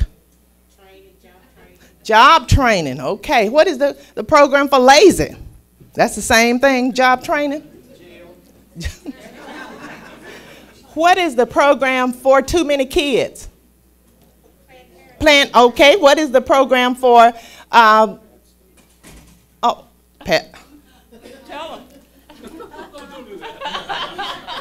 too many kids? Abstinence. Abstinence, yay! We got to get that one in. We got to get that one in. And so, what about bad food choices? What kind of program? Weight Watchers? Nutritional programs. Okay then. And so when we think about programs being made, well, let me ask you, when we think of poor people, these things come to mind. But we don't have that relationship with rich people, do we? We don't think that rich people have these. You think that rich people have bad food choices? Yes. What about rich people with too many babies? Too many baby daddies. Too many babies. Daddies. Thank you, Joyce. Are there rich people with too many baby daddies? What about some rich folk that don't work? Lazy? Living off the government? Welfare queen? No? Y'all didn't hear of the woman that won the $1 million and was living off of the system still? Okay. No, I think the question is, what is welfare? You know, and so when we say welfare, Queen, you know, isn't welfare some of these other benefits that people who are rich get? Like subsidies and write-offs, and you know, but we have a tendency to think narrowly about the term welfare, but welfare has a broad context in terms of handouts that are given to people when you think about welfare in the broader terms. Corporate welfare, yes. What about the bailouts? It didn't bail you out, but it bailed some folk out. Were we alarmed at that? There were a few of us that were alarmed, but we were not alarmed as we are about a poor person that may be getting a few food stamps. But the bailout was billions, right? And so when we go down this list, we didn't go outside to see if the woman had a Cadillac, but we made the assumptions, didn't we? And so when we think about poor people and their relationship to the systems and how we treat them, these people are feeling the effects of how we feel through our services, through our actions, and through our responses. And many of us, as Marty asked, make a living on the backs of poor people. Now, how many of you said you were either making a living off of poor people, whether you know poor people, you live in a neighborhood with poor people, you work with poor people, or your agency work or serve poor people? Raise your hand. And the rich stay rich off poor people. This is what this lady said. I'm repeating what she said. And so, because we serve poor people and we work poor people with poor people, and some of us are poor ourselves, then we need to stop thinking about this side of the list, and we need to hold systems accountable instead of poor people. Joyce, I know you got something you want to add to that. Well, I was just going to say that, you know, what are the programs that we have for the systemic issues, for reasons why we say people are poor? We really don't have any programs to fix the systemic issues that contribute to poverty.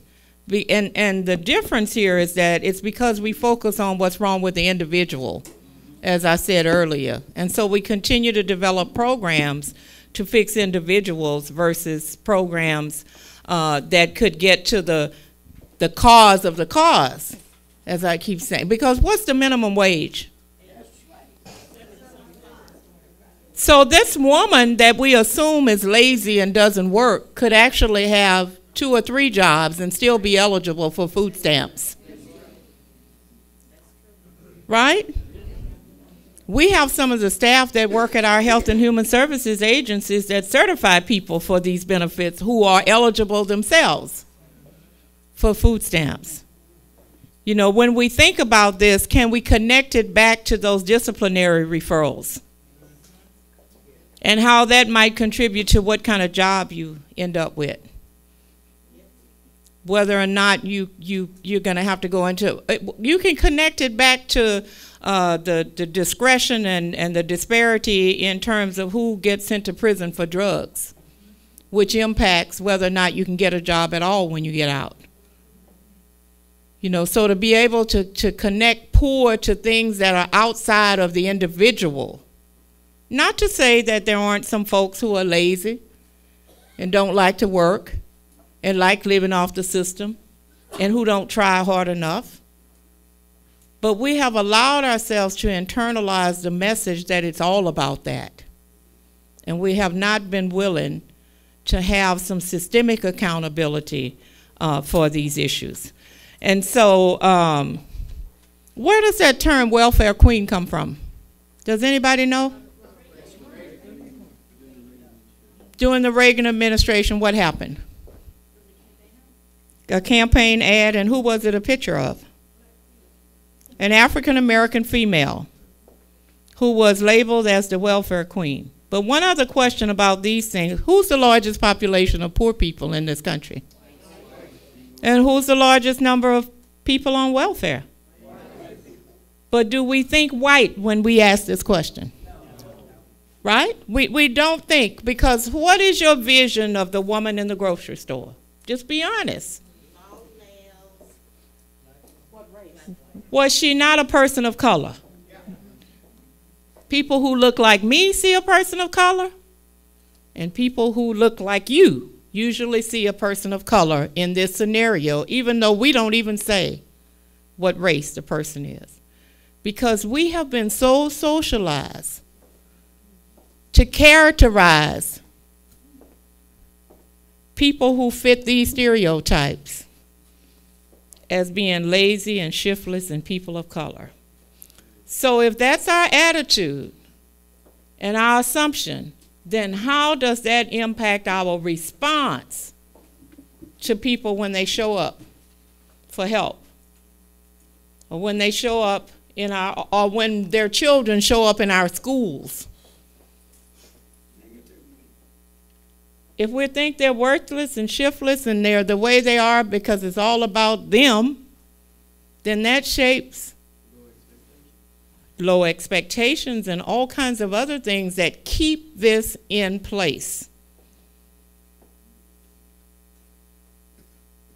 That's the power of socialization. Those are the things that we have to examine. Those are the sides of the box that we have to deconstruct to allow us to get to a place where we can get our boxes closer together in terms of our understanding of the why of these things. And then we can go deeper and begin to put in place things that really work to undo it. Well, we're gonna move on. No, we have till 3:45. Yeah. Yeah. So we're gonna try to take it just a little bit deeper. Just a little bit deeper into the dialogue, because this is what kind of sets up the conversation about race. This next piece, because even though you have brought race into it, when we ask why are people poor, we were just talking about poor people in general. But it's very hard for us to have a conversation in this country about poverty without bringing race into it. Inevitably, whenever we talk about poor, we generally have a picture that brings race into the conversation. So to take the conversation just a little bit deeper, we want to ask you to go on a kind of little journey with us and describe those places where poor people live. And so what do we call the places where poor African Americans live? You know, what is the term that I would use? Project or ghetto, right? So can we agree that if I say ghetto, you think African American? Okay. And what's the term that we use to describe where poor Hispanics live? Barrio. What about poor Asians? Chinatown. And what's the problem with that is that they're not all Chinese, right? What about poor natives? Reservation. Okay, where do poor white people live? Do y'all have trailer parks here? Are there trailer parks in Manhattan? Are there poor white people in Manhattan? Are there trailer parks in Manhattan? Where do poor white people on Section 8 in Austin live?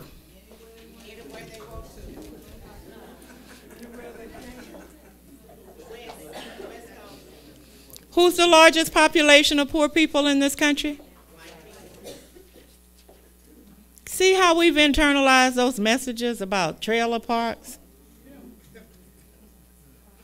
But the real emphasis of this is that for every other group except white, there has been a time in history where there has been a place legally assigned where those groups could live.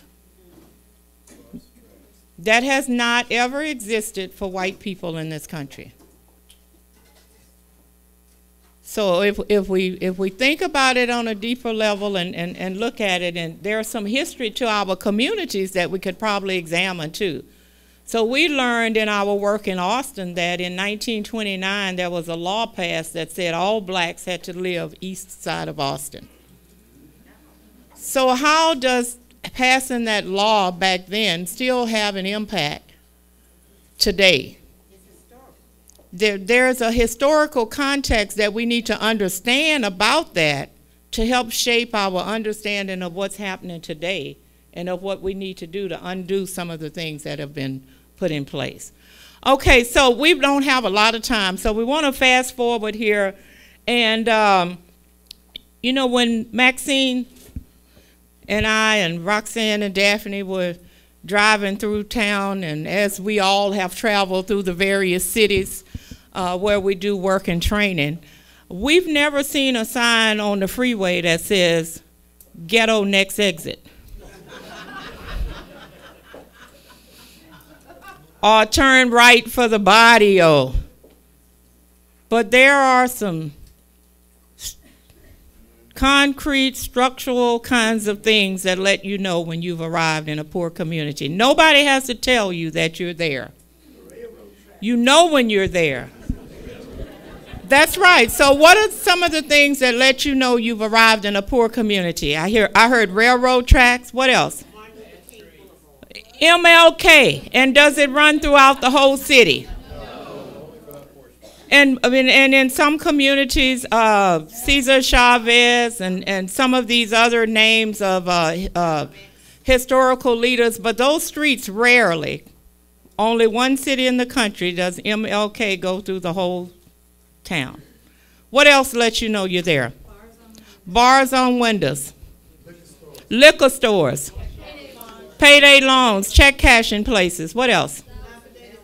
Rundown buildings. Bail bondsmen. No grocery stores. Usually little mom and pop convenience stores. Yes. Dollar stores. Dollar General. Everything's a dollar. Every kind of dollar store you can think of. Yes. No sidewalks. Bad streets. Potholes so deep you can lose your car in them. What else? Huh? Trash. Rent to own. No greenery. Pardon me? Advertisement for the highest content of cigarettes and alcohol. Stray dogs. What else? Kids. What about parks? Do you see parks? No parks. And if you do see them, they're run down, broken. What else? Graffiti.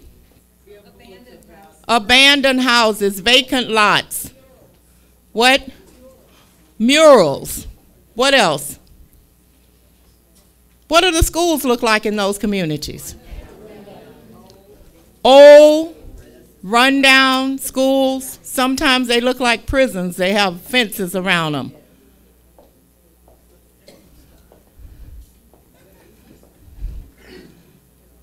Then do you know that the dollar stores now sell cigarettes and alcohol? Yeah. What else? You might see more police or no police. What else? Refineries. This is where you have your toxic waste, your dumps, anything toxic that's in the area is going to back up to these communities. Smokehouses, junkyards, churches, including Church's Chicken.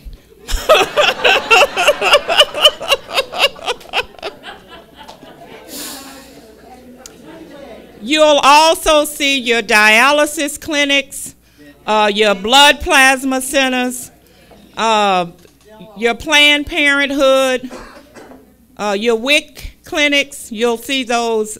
You'll see signs about we buy ugly houses, those kinds of things that let you know that you're in the community. Do we ever, you know, until I went through this exercise, I hadn't really thought about the picture of a poor community and what it might look like through the eyes of a child. Because where do we get our information most often about these communities? So as we began to take this analysis a little bit deeper and talk about the systems and institutions that impact poor communities, where do we get our information from about these communities? Is it because we casually drive through the community? Huh? The media. So the media is one of the systems and institutions that impact this community. I understand that there is some kind of GPS device now that helps you to avoid going through these communities. An app for it, to make sure you don't have to drive through these communities.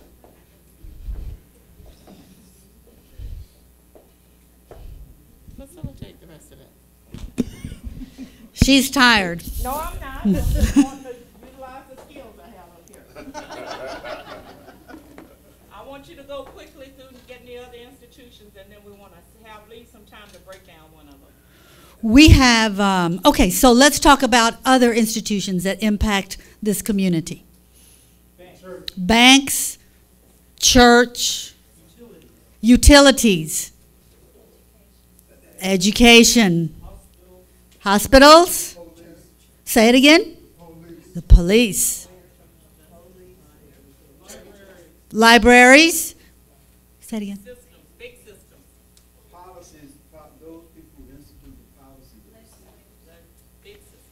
Lawmakers, city councils, mayors, okay, city government, state government, federal government, County government, all forms of government. Corporations. What else? NGOs. Big systems, criminal justice, education, big systems. What else? Housing. What about ICE? Yes. Immigration, Customs Enforcement. I know, ICE. Used to be INS. What else?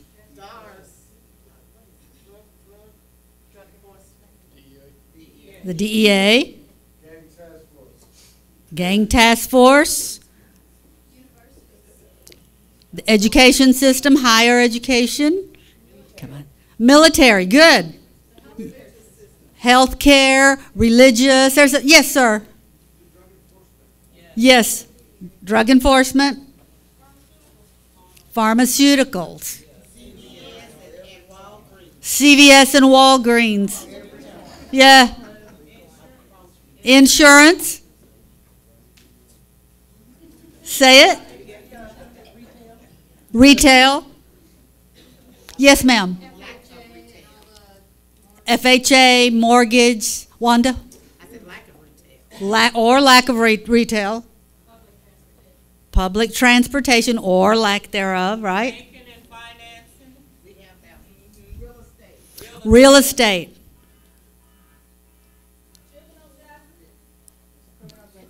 The criminal justice system. Mental health, sports and entertainment. Service stations. Recreation. Parks and recreation. Say it, Joyce. Non-profit. TABC. Yes. Tobacco. The alcohol industry controls where you can put those places. And Tarrant County, there you can look at the map and see exactly where you cannot put an alcohol place, but the map clearly shows where everybody else is allowed to go. Mm-hmm. Mm-hmm. Okay. Let's look at, did you want to do one system? I want to do one. Okay. Okay. So what I want to say about this is that you heard me say earlier that there was a time when these institutions did not serve this community if it was a community of color, right? And so what happened in these communities before these systems converged upon these communities? Now, and let me just clarify that I'm not saying we don't need these systems, okay? But these systems have been a window of opportunity to some of us, but they have felt like a foot of oppression to communities that look like this. And so what happened to these communities? How did they operate before these systems? Right, because they had their own businesses, they provided their own services, their children did not go into foster care because they could not go into the foster care system until the late 50s, early 60s. And by the 1980s, and still today, African American children are disproportionately represented in every foster care system in the country, every state in the country. And so again, we're not saying that we don't need these programs and services, but we have to understand the experiences of people who at one time were excluded from these services and now live in communities where these systems produce disproportionate and disparate outcomes for the people that live in this community. Well, I'm going to talk more about how you want to say something about how integration affected it? Okay, then I want to talk about, you know, and I guess one of the questions is, did we ever truly integrate? You know, so that's the question for us to ask ourselves, did we truly integrate? You know, but then the other piece of this is around, did we miss any of those systems, Marty? Did we get them all?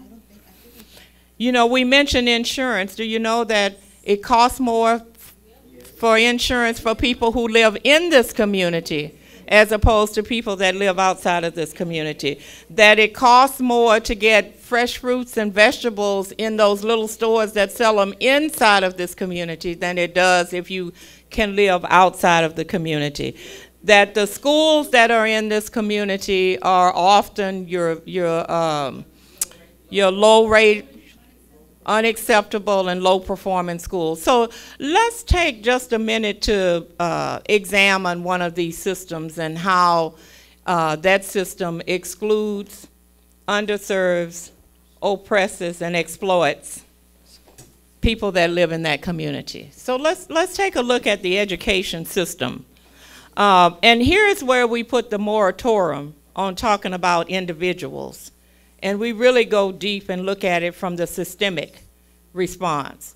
So in what way does the education system exclude, exploit, oppress, and underserve people that live in that community?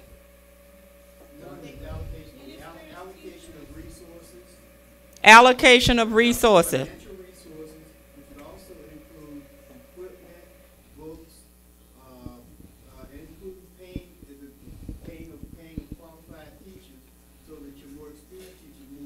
Okay, that was several things. So the allocation, no, that's good. Allocation of resources as it relates to books.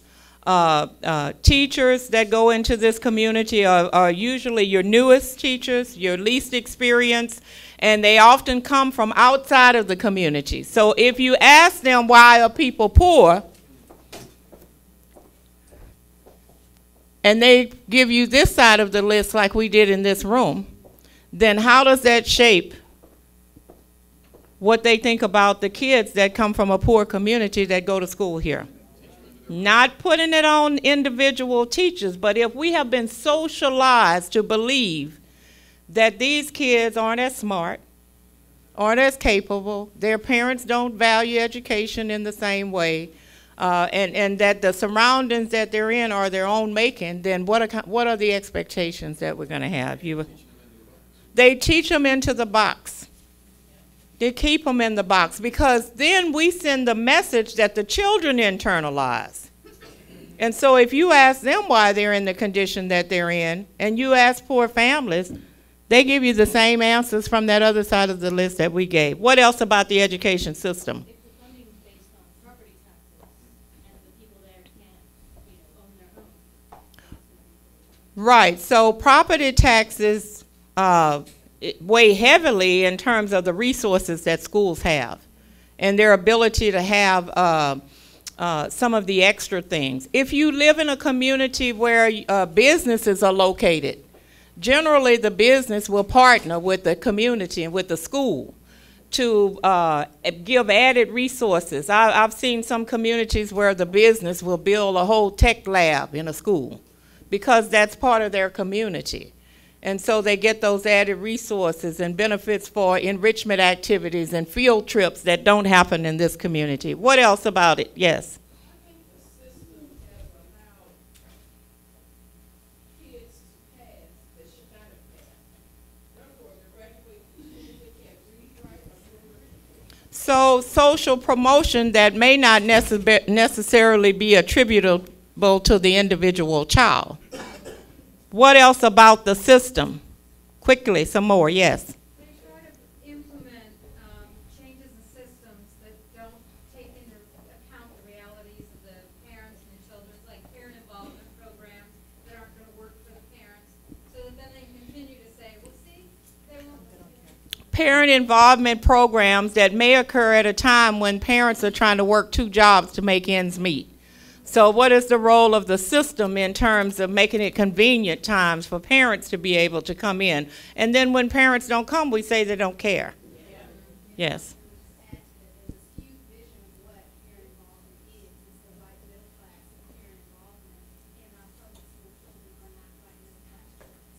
So the skewed vision of what parent involvement really is. Yes. So teaching, oh, yes. Education is a business and it's not about educating So, and let's try to make it really specific to this community, because would you agree that there's a difference in terms of how systems respond to serving children in this community versus serving, you know, the PTA in an affluent community can raise $500,000 to support the school. That can't happen in this community based on the kind of wages, and it doesn't mean that these aren't hardworking people. And so, you know, just to kind of fast forward this, so when students graduate out of schools in this community where they may not have had books, where they may not have had the best of technology, where they may have had the newest of teachers who have the lowest of expectations, where they may have been disproportionately disciplined with discretionary discipline, when they come out, we say they ought to be in the same place that a kid who came from Westlake in Austin is. And when they're not, whose fault is it? Theirs and their parents, right? That's what we say. That's what we say. And so, you know, one of the things that we know is that the school is based on white female culture. That's the way the school was actually developed, on white female culture. We know that most of our teachers are white females. We know that white women have the best educational outcomes. We know that followed by that is white males, because they can tap into the white culture. We know that third, which we wouldn't say third best, is women of color, because they can tap into the female culture. And then we ask the question, where does that leave males of color?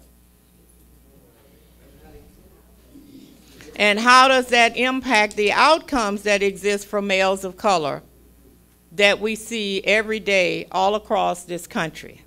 And so, you know, we probably are at the end of this activity, but in a longer session, we would ask you to go with us on a journey where we ask these questions about every one of these systems, so that, you know, for those of you who are part of the religious system, you could do an activity where you would ask those questions. How does the religious system exclude, exploit, underserve, and oppress people that live in communities? You know, and when we really think about it from our well-meaningness, is that we have become accustomed to creating programs to go in and set up food programs and clothing programs and buses to bring people to church. And I'm not saying that there's anything wrong with those things, but I'm saying real social justice work is to go upstream and go against the current and figure out what it is that has people in the condition that they're in, so that they can be lifted out of the oppression in a way where we can use our resources to do some different things other than keeping people where they are and putting a lot of money into programs that really don't work anyway. So we need to take a 10-minute break, and then we need to come back for the panel discussion. Before you break, thank you for the applause. Before you break, really important, if you haven't registered, if you haven't paid, please go back to the registration desk and take care of that, please. Thank you.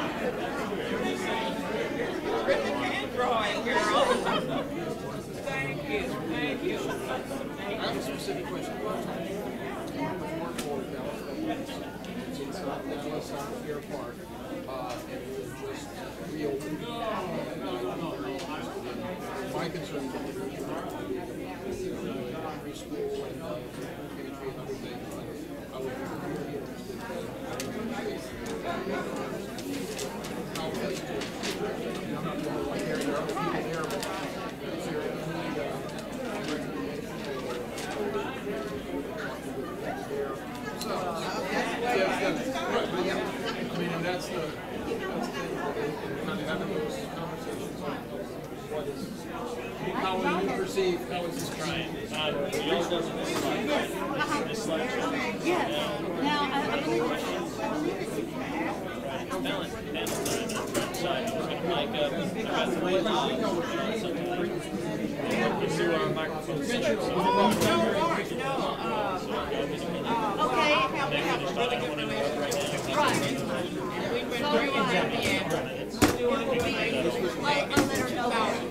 and the power analysis is theirs and what you get. Absolutely.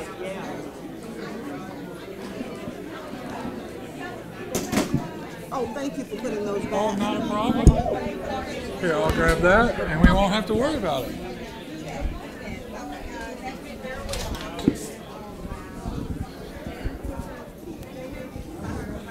Actually,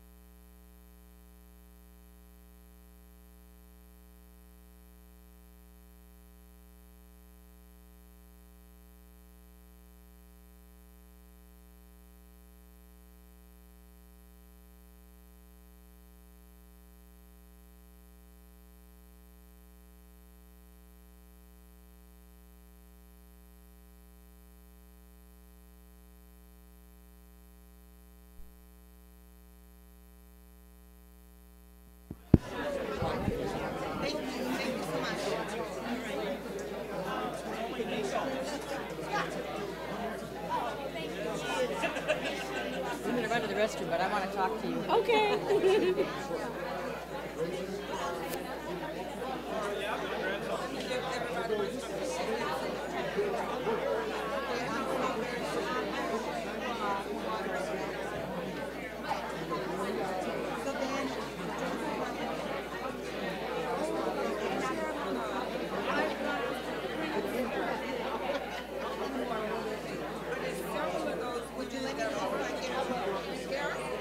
And then we can have conference calls.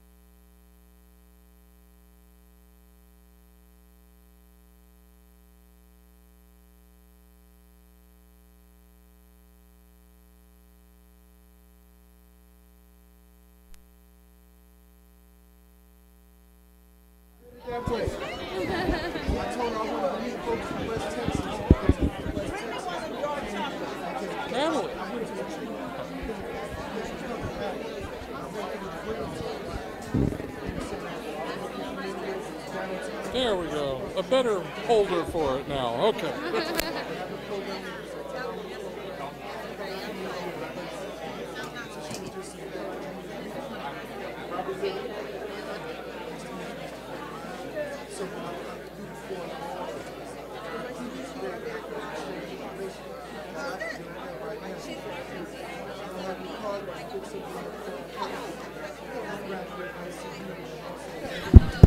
Okay, I'll go back.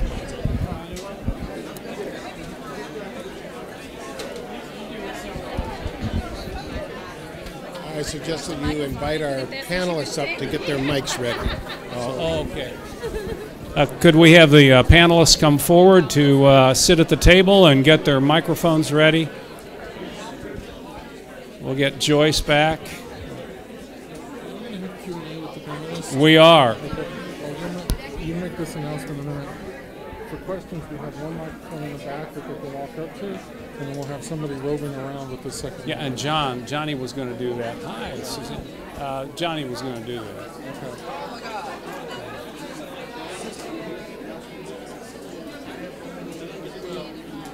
Okay. I'll sit down here at the end. No, I'll sit right here.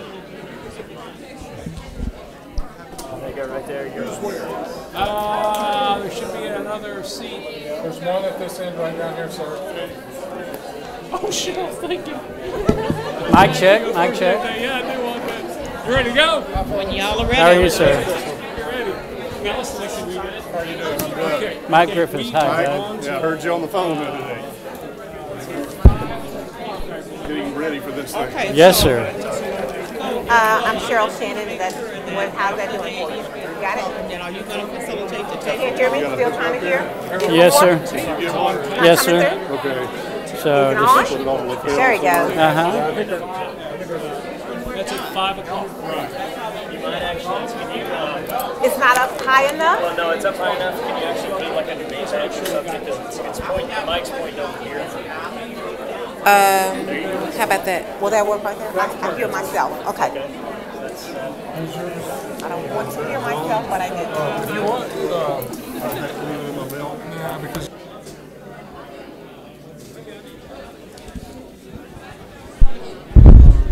all right. Mic, test. Okay, great.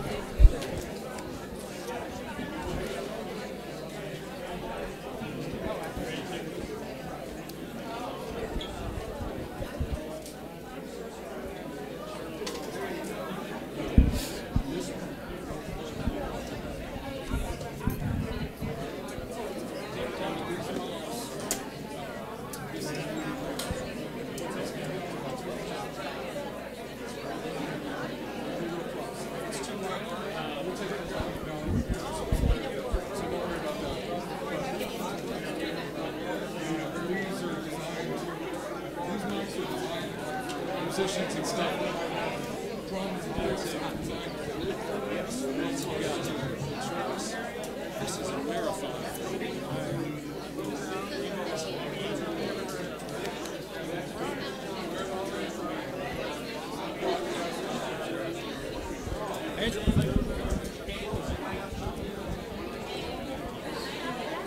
So do I need to ask them to come back together? Or you do that? Let's, if you please go back to your seats. We're ready to start the panel discussion. Thank you.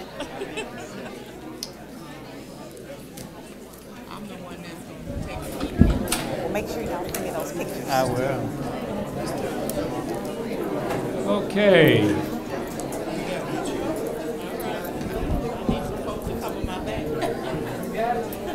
And our moderator will be Miss Joyce James. I'm the moderator. I thought the moderator was the minister. You're going to ask me any hard questions. We're ready to get started with our panel discussion. If everyone could please come back to your seats. We're going to keep this courageous conversation going. I'm really excited. And, you know, one of the things that I neglected to do when I was introduced was to thank Pastor Hubbard for his involvement and partnership with our center, and in particular with our local advisory committee on disproportionality and disparities that we have here in Dallas, and for his ongoing interest in really embracing this new conversation and this work. We've invited him into Austin and to Undoing Racism workshops, and he has not stopped really trying to push and move this work forward. And so I want to thank you for engaging us.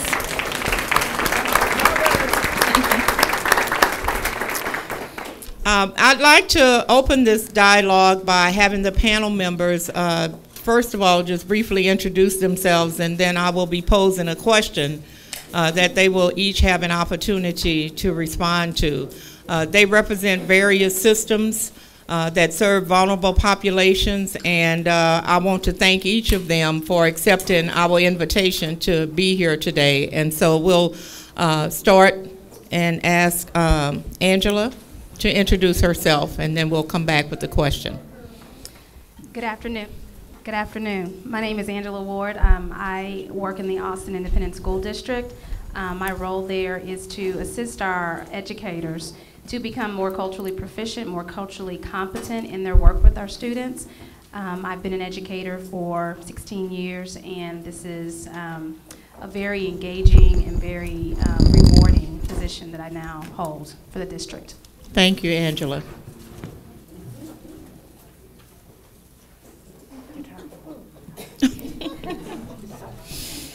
My name is Susanne Johnson. I teach practical theology at Perkins School of Theology of Southern Methodist University. I just completed 32 years of teaching there. I once was the youngest newcomer. I'm now one of the old timers. After I first came on board, I helped establish what is called the Gender, Ethnic, Racial, and Class Concerns Committee, and on and off through the years have chaired it. And it's one of the vehicles through which we address the issues that we're exploring together today. Thank you. Good afternoon. I'm Judge Cheryl Shannon. I'm judge of the 305th District Court here in Dallas County. We hear cases where youth are alleged to have committed offenses, the juvenile cases, and we also hear cases where children have been the victims of abuse or neglect, children and youth. Thank you, Judge Shannon. I'm Mike Griffiths. I'm the Executive Director of the Texas Juvenile Justice Department. Each year, 73,000 youth are sent to our systems. Our system is complex in Texas because in the 254 counties, there are 165 juvenile boards working with those probation departments in those communities. All dispositions for juvenile offenders happen in the local community. And so the challenge is working with a diverse stakeholder group from schools, law enforcement, prosecutors, defense counsel, judges, probation officers, families, to name just a few that really impact disproportionality. Thank you, Mike. My name's Doug Bell, and I'm the president of Welcome Table, Inc. It's a new organization. We're a 501c3 corporation, and we're the outreach wing of St. James Episcopal Church. St. James, the interesting part about it is St. James was founded as an all-black church in 1941, and about 1980 decided to integrate, and which was a pretty courageous step in those days. And they have, today we're about 50% African American and 50% white, and some sprinkling of Hispanics with a Spanish service. So we have kind of a unique view and have been involved in racial reconciliation for all of these years. Thank you. As you can see, we have a very esteemed panel with us today, and I'm going to be posing a question that I will ask each of them to respond to. And of course, the question is in keeping with the conversation that we have been having since we opened this program this morning. And so I want to ask about the existence of racial disparities in the programs and our communities that they serve in. And what do they think can be done about it to ensure that the work that is being done in each of these systems and or in the community is moving us toward a place of social justice and race equity. And so I'm going to start with education. So I'm going to start with Angela Ward and ask her to talk to us about what should be done and what is being done in the education system. And again, she's from the Austin Independent School District. Thank you, Joyce. So when I think about the education system, I can't separate the personal piece from that. I'm a mother first, I'm an educator second, and so I think about my boys. My husband and I get them ready for school every morning. And every morning we send them off to our public education system. My boys go to a school that's rated exemplary in the state of Texas, both boys. Both boys attend schools where all the teachers are white, middle class. They attend schools where discipline is disproportionate for African American males. They attend schools where advanced academics is disproportionate for African American students. I work in a public school system where the white teachers are all middle class. Majority of the teachers are white, middle class, female.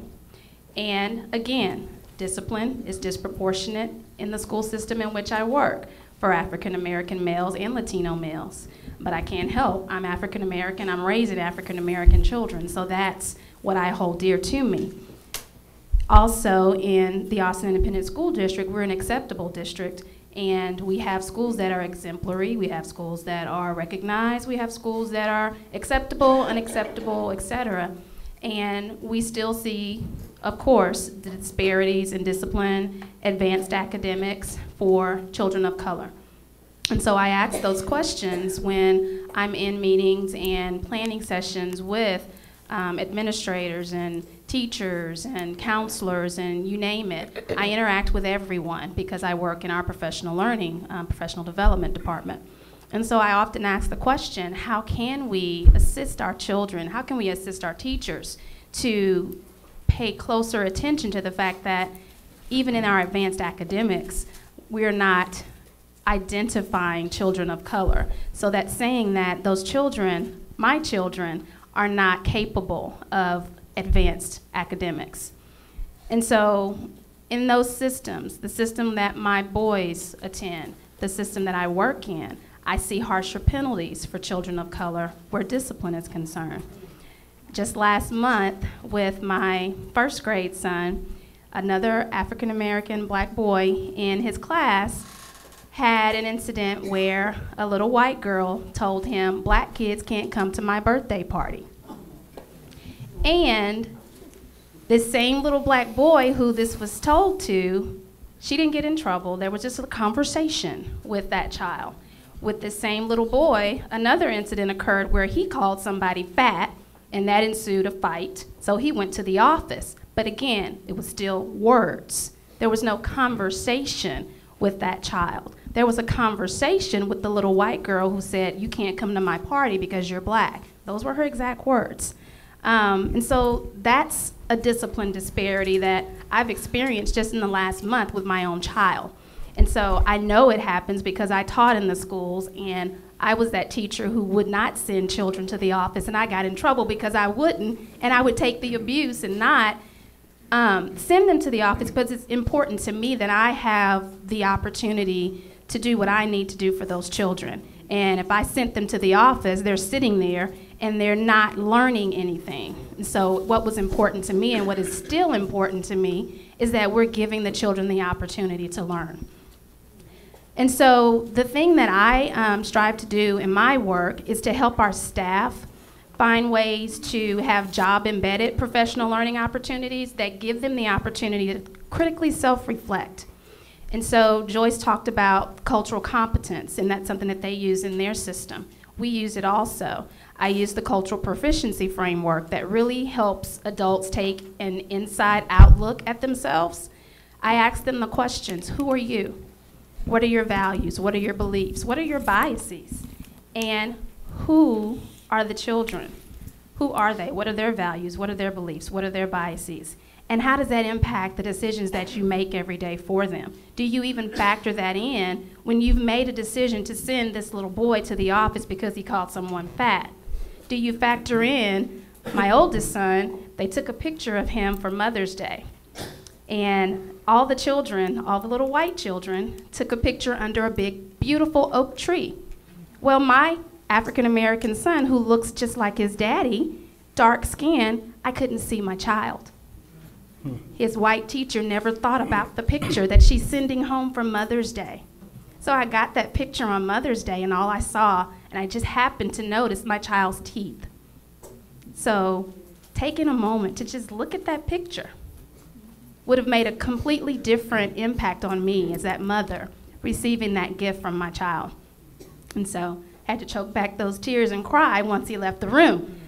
And so those things are the things that I ask the teachers to just think about and consider before you do, say, whatever. Consider the impact. Consider, I ask them to, when we're having sessions, I use Glenn Singleton's 4 agreements for courageous conversation. Speak your truth. Stay engaged. Experience discomfort. Expect and accept non-closure. And then I add one that's called examine assumptions. We all come to the table with assumptions about ourselves. Oh, you know I'm a good person. You know I'd never do anything that's rude or obnoxious, or would try to say anything or do any action that would hurt you or make you feel bad. But people are not in our headspace. So we have to examine that assumption that we have that people are always thinking the best of us. And if something rubs someone the wrong way, then you have done a harm to them. And if you have never had a conversation with them to figure out that you've done that harm, then you've started something that may never be repaired. And so if we never stop and think and critically self-reflect and examine those assumptions, we're missing out on opportunities to grow and learn from each other. Thank you. Thank you, Angela. You know, one thing that I would add as it relates to the impact of especially African-American males who are dark-skinned, the colorism resides in various populations, but when you look at who's in alternative schools, who's in residential treatment centers, who's in jails and prisons, you will, if you can see clearly, you will see a pattern of dark-skinned. And that's something that needs to be examined in terms of where that comes from. And so that's very, very, you know, it's relevant in terms of the message that you brought. Thank you.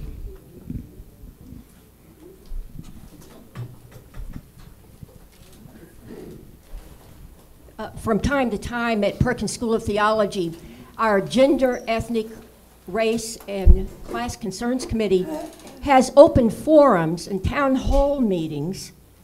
Last year, at one of these open forums where we tried to engage in open, honest dialogue and courageous conversation about issues of race, class, and gender, something came to the surface that is a persistent concern that we have to deal with, and that is there was an underlying tug of war between identity groups in terms of, well, who suffers most?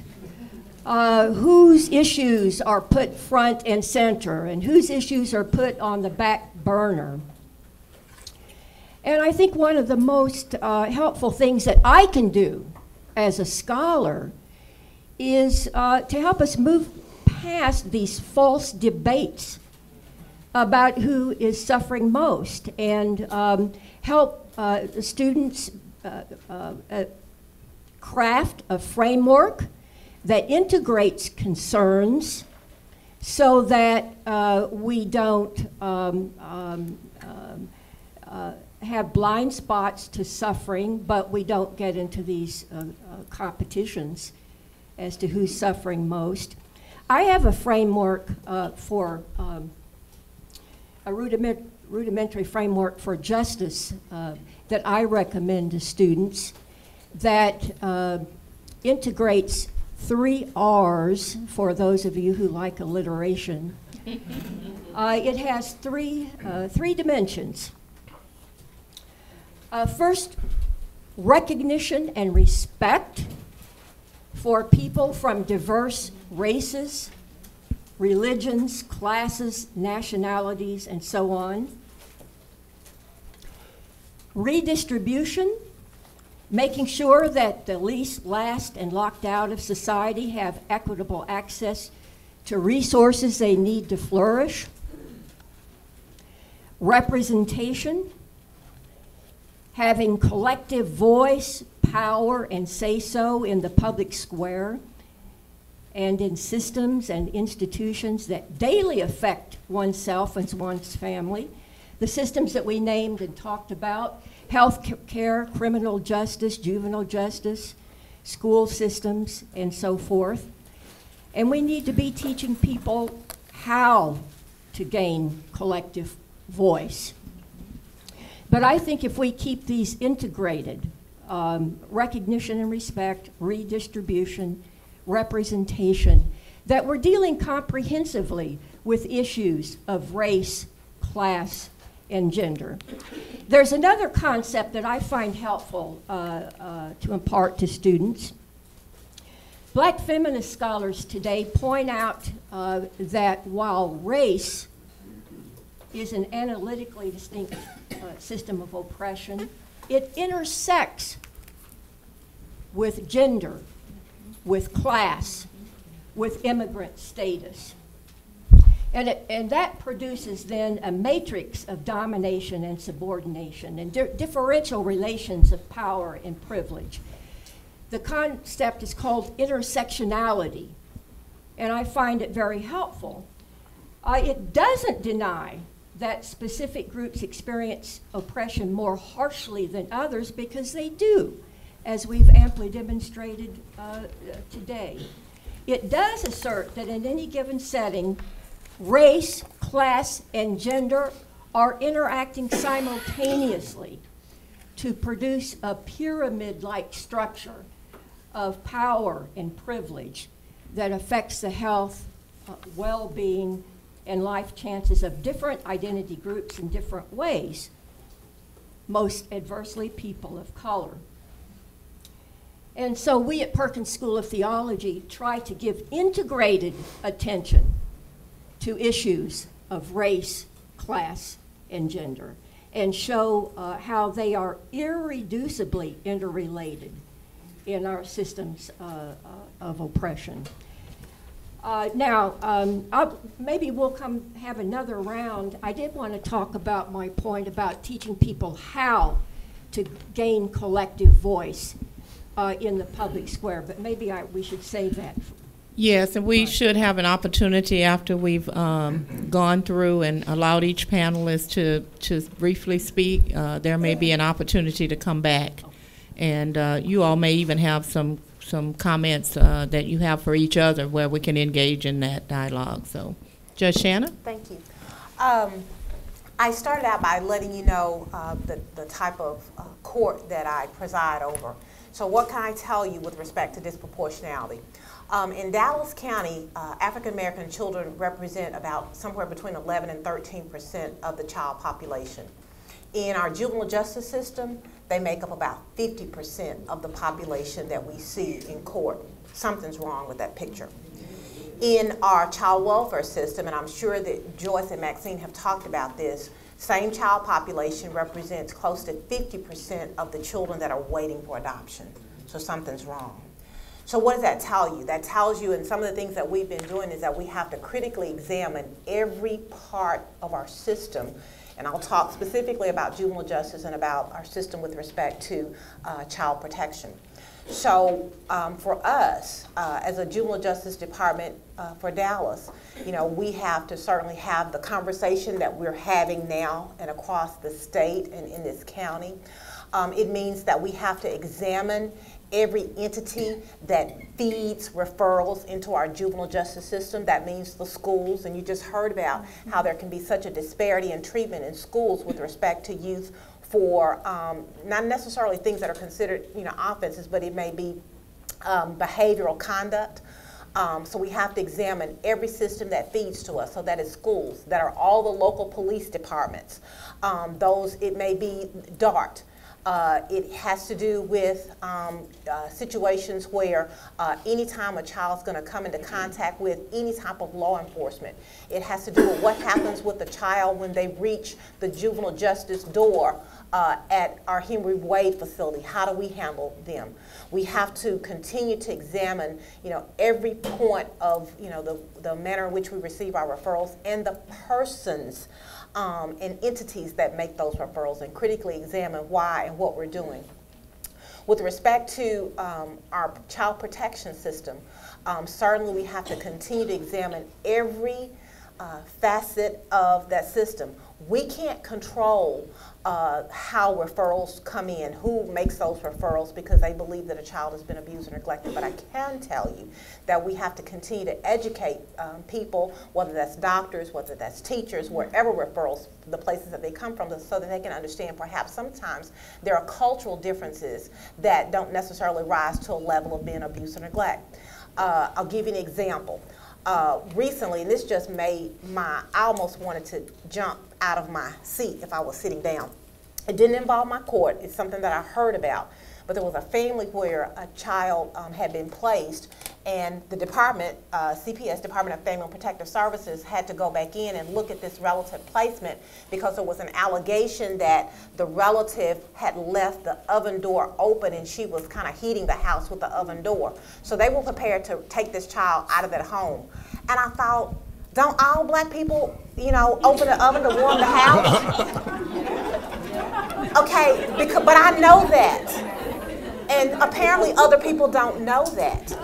And so I was appalled. I was appalled, and so I started, but those are the kinds of things we have to examine, and we have to, teach people, quite frankly, everybody, about cultural differences and how those differences may impact on how we parent, how we raise children, how we do the things that we do, and it may not necessarily rise to a level of abuse or neglect. Going back to the juvenile justice system, we can unintentionally do things having a meaning to be very well intentioned. Several years ago, one of the other judges wanted to reinstitute a program that basically had to do with police officers kind of helping the juvenile probation department to make random checks on homes, youth that were on probation, just to monitor and see how they were doing and see how things were going, and as a support. And that's great, but I said you've got to be careful about that, because the more you go in, the more you're going to see.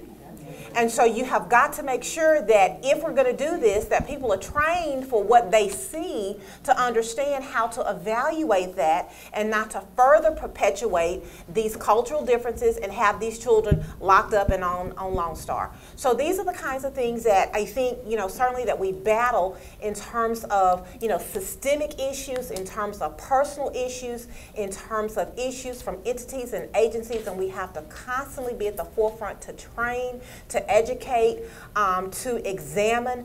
That's all, not only with respect to those entities, but also with respect to the lawyers, the judges, the prosecutors, everybody that touches the lives of these children, the caseworkers if it's CPS. And so it's just an ongoing fight, it's an ongoing battle. And I wonder sometimes, will it ever end? Because it seems that the harder we work to address the issue of disproportionality, it seems that, we still continue to have to, keep coming back and addressing those issues. But that's a part of my world. That's a part of what I see every day. And so I'll kind of stop there and we'll kind of see what happens as this conversation develops. Thank you, Judge Shannon. And I would just like to add about the fact that the court doesn't have any control about the referrals that go into CPS, and CPS really doesn't have any control about those mandatory reports. But we have been doing some work with educators who are the highest percentage of reporters of child abuse and neglect to reinforce the message that you're statutorily required to report, but to also help people to examine the lens through which they report child abuse and neglect. And it's been an eye-opening experience for a lot of people. And I just want to give one example of a message that we heard after the level of consciousness was raised. So for someone to say, now I can see that in the past, if I had a concern about a child from a certain neighborhood or of a certain race, that I felt comfortable picking up the phone and calling the parent and saying, hey, I have this concern, can you tell me what's going on with Johnny or Susie or whatever? And for another child, I would call in a report to CPS. So to be able to examine that in a way that helps us to become conscious of it, because again, we would propose that it's not a deliberate act, that people don't, for the most part, consciously make decisions to harm those that they come to their profession to help. And so that's the importance of doing the examination at every level, examining the way that police respond, for example. The police chief in Abilene, once he became consciously aware, he said, well, you know what? If you look for drugs in certain places, that's where you're going to find it. So let's start examining what drives us to certain communities and neighborhoods, the assumption that it only exists there, then it's going to yield what you're looking for. It doesn't mean you won't find it if you go some other places. So those are the kinds of things that we really have to become aware of and recognize the importance of that examination at a broader level. Mike? Joyce, there's 7 or 8 points that I'd like to make about disproportionality. And first of all, it's recognition. I think we're beyond that, thankfully, in our system, both nationally and statewide. I'm proud to say that the Office of Juvenile Justice and Delinquency Prevention has made it one of their mandated categories to address. And so there's targeted funding, even in this state, to address disproportionate minority contact. The second is leadership. And I'm sitting next to one of those courageous leaders. About 6 years ago, Judge Shannon really focused in on disproportionality and created the Juvenile Detention Alternatives Initiative. That was the first site in Texas to have that designation. So, you go from recognition to leadership. The next part is data. And I know Joyce and I have talked about this a lot. The best thing to break down defensiveness with law enforcement, with schools, with lawyers, with judges, with probation officers, is to talk with them about the data.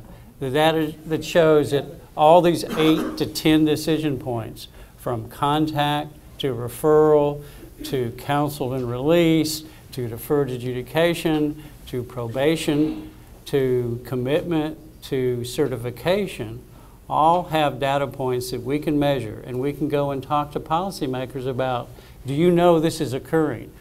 as Joyce said, it's not intentional or deliberate, but it's certainly something that everyone needs to be aware of. We want to look at things such as collaboration, having alternatives for adolescents.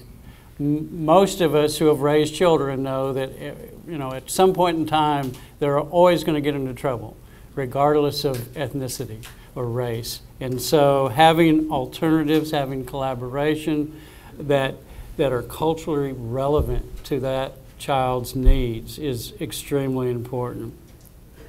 Case processing, having a recognition from the local communities, because it has to be driven there. Again, as I said, 98% of the youth in our juvenile justice system in Texas are still being handled in the local community, and that's a good thing. But for that, there are all local solutions, and it can't be one size fits all. The state of Texas can't come in to Abilene or Waco or Dallas and say, you have to do it this way. What we have to have is a conversation with those leaders, and that they understand the issues and come forward with their own solutions to address disproportionality. The best person to talk about this issue in my mind is the white male, and I'll say that from my perspective, because it takes me getting up in front of a crowd and saying our systems need fixed. They need change. They need to be looked at. And so from me, it's been a great journey in terms of addressing this issue, and I look forward to continuing that journey. Thank you, Mike. Thank you very much. And that's a great segue into Doug Bell and the perspective that he's going to bring today, which will also speak to the importance of white people being involved in raising the concerns about this issue. So, Doug, okay. Thank you. Joyce. Well, my concern is the church. Basically, I'm a churchman. I have been all my life, and but I've always been in a white church. And it's come to my attention in the last 3 years that probably the most segregated institution in America is the church. And that's something that's a shame. Since the 1960s, when I was a teenager, a lot of work has been done to change institutional racism. A lot of other things too. Schools have been integrated, voting rights acts were passed, people of color have been elected to Congress, redlining is now illegal. All these things are driven by the Constitution, and that's important. All these things are important things that need to be done, and I'm glad that they have all been done, and there's more work to be done. But truthfully, now is the time to start changing our hearts. And to do that, we've got to be guided by the gospel, like the bishop said earlier. The gospel needs to be our guide, and I think that it's time to pay more attention to that fact, because there really is no segregated church. St. James that I go to is, integrated, but it's not, it's an unusual example. So anyway, I agree with you that being white male gives us a different perspective. I've lived all my life in the white community. I live over on that high-priced west side of Austin, always have. Never, always knew that I-35 was a divide between black and white in Austin. If you ever lived there, you know that. But anyway, about 3 years ago, my wife and I decided to work in East Austin to do outreach work to low-income people. And we didn't go over there to St. James because it was a multicultural church. We went over there to serve a population that needed help. And that's what my wife and I do. We've always done a lot of outreach. Well, when we got there, we got a bonus. We didn't realize that we were going to have such a bonus, but our perspective began to be broadened by being in such a place. And we began to see people as just people, not black people, not white people, just people. And we got on committees with people that were of different races, and sometimes we agreed with them and sometimes we didn't. But it had nothing to do with black and white. It had to do with their character and the content of their character. And so that is where we need to go. I like to say, as a little analogy, that it's kind of like when I was a kid, we had black and white TV, and it was great. We had Hopalong Cassidy and Howdy Doody, and I liked all that stuff, I was Lone Ranger, yeah, I watched all that stuff. And then one day, somewhere in the 80s, all of a sudden we got color TV. Wow, what a difference was color TV. I mean, all of a sudden it was more real. It actually seemed to represent what we really are. And that's kind of the analogy I see for multicultural churches. And I hope to try to spread the word about that first across Austin. But I think it's really important that we pay attention to it, because it's very easy to live in a white community and be oblivious to what's going on in the rest of the world. So let me tell you what we're going to do in Austin, or what I'm trying to promote, and we're just beginning to do this. This is through what we call the Race Talk Project, which is part of that Welcome Table umbrella outreach organization we have at St. James.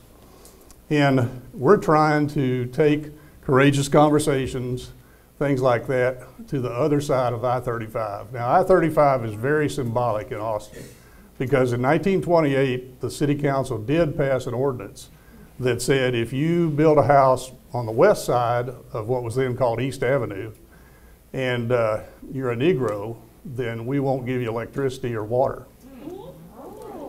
So that soon became the racial divide. Coincidentally, my ancestors who lived in Austin before 1900 lived on the east side of that divide. But anyway, that was the ruling. Then East Avenue eventually became I-35. Well, that gave it even more structural divide. I mean, you know, it was bad enough to have a little street. Now we got this big freeway to divide. And so it has been the divide. I know when I went to college there in the 60s, there was no question when you first got to town, you learned that that was a dangerous part of town and you better not go over there. So that has been the divide. So for the last 7 or 8 years, St. James has had a lot of these courageous conversations. There's been a lot of talk about institutional racism. We have a regular, once a month on a Saturday morning, we have a talk about it. We have different groups in, including Joyce's group, to talk about racism. And all that's good, but the problem is that's still in East Austin. So it's time to take that word to West Austin.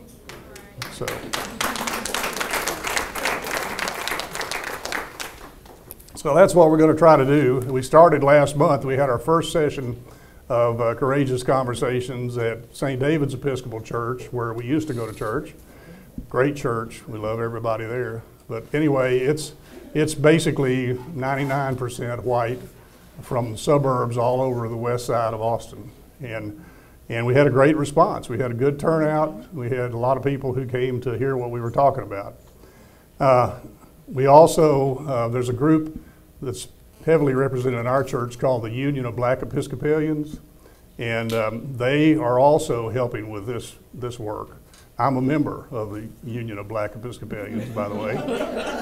So, because it's open to anybody of any race also.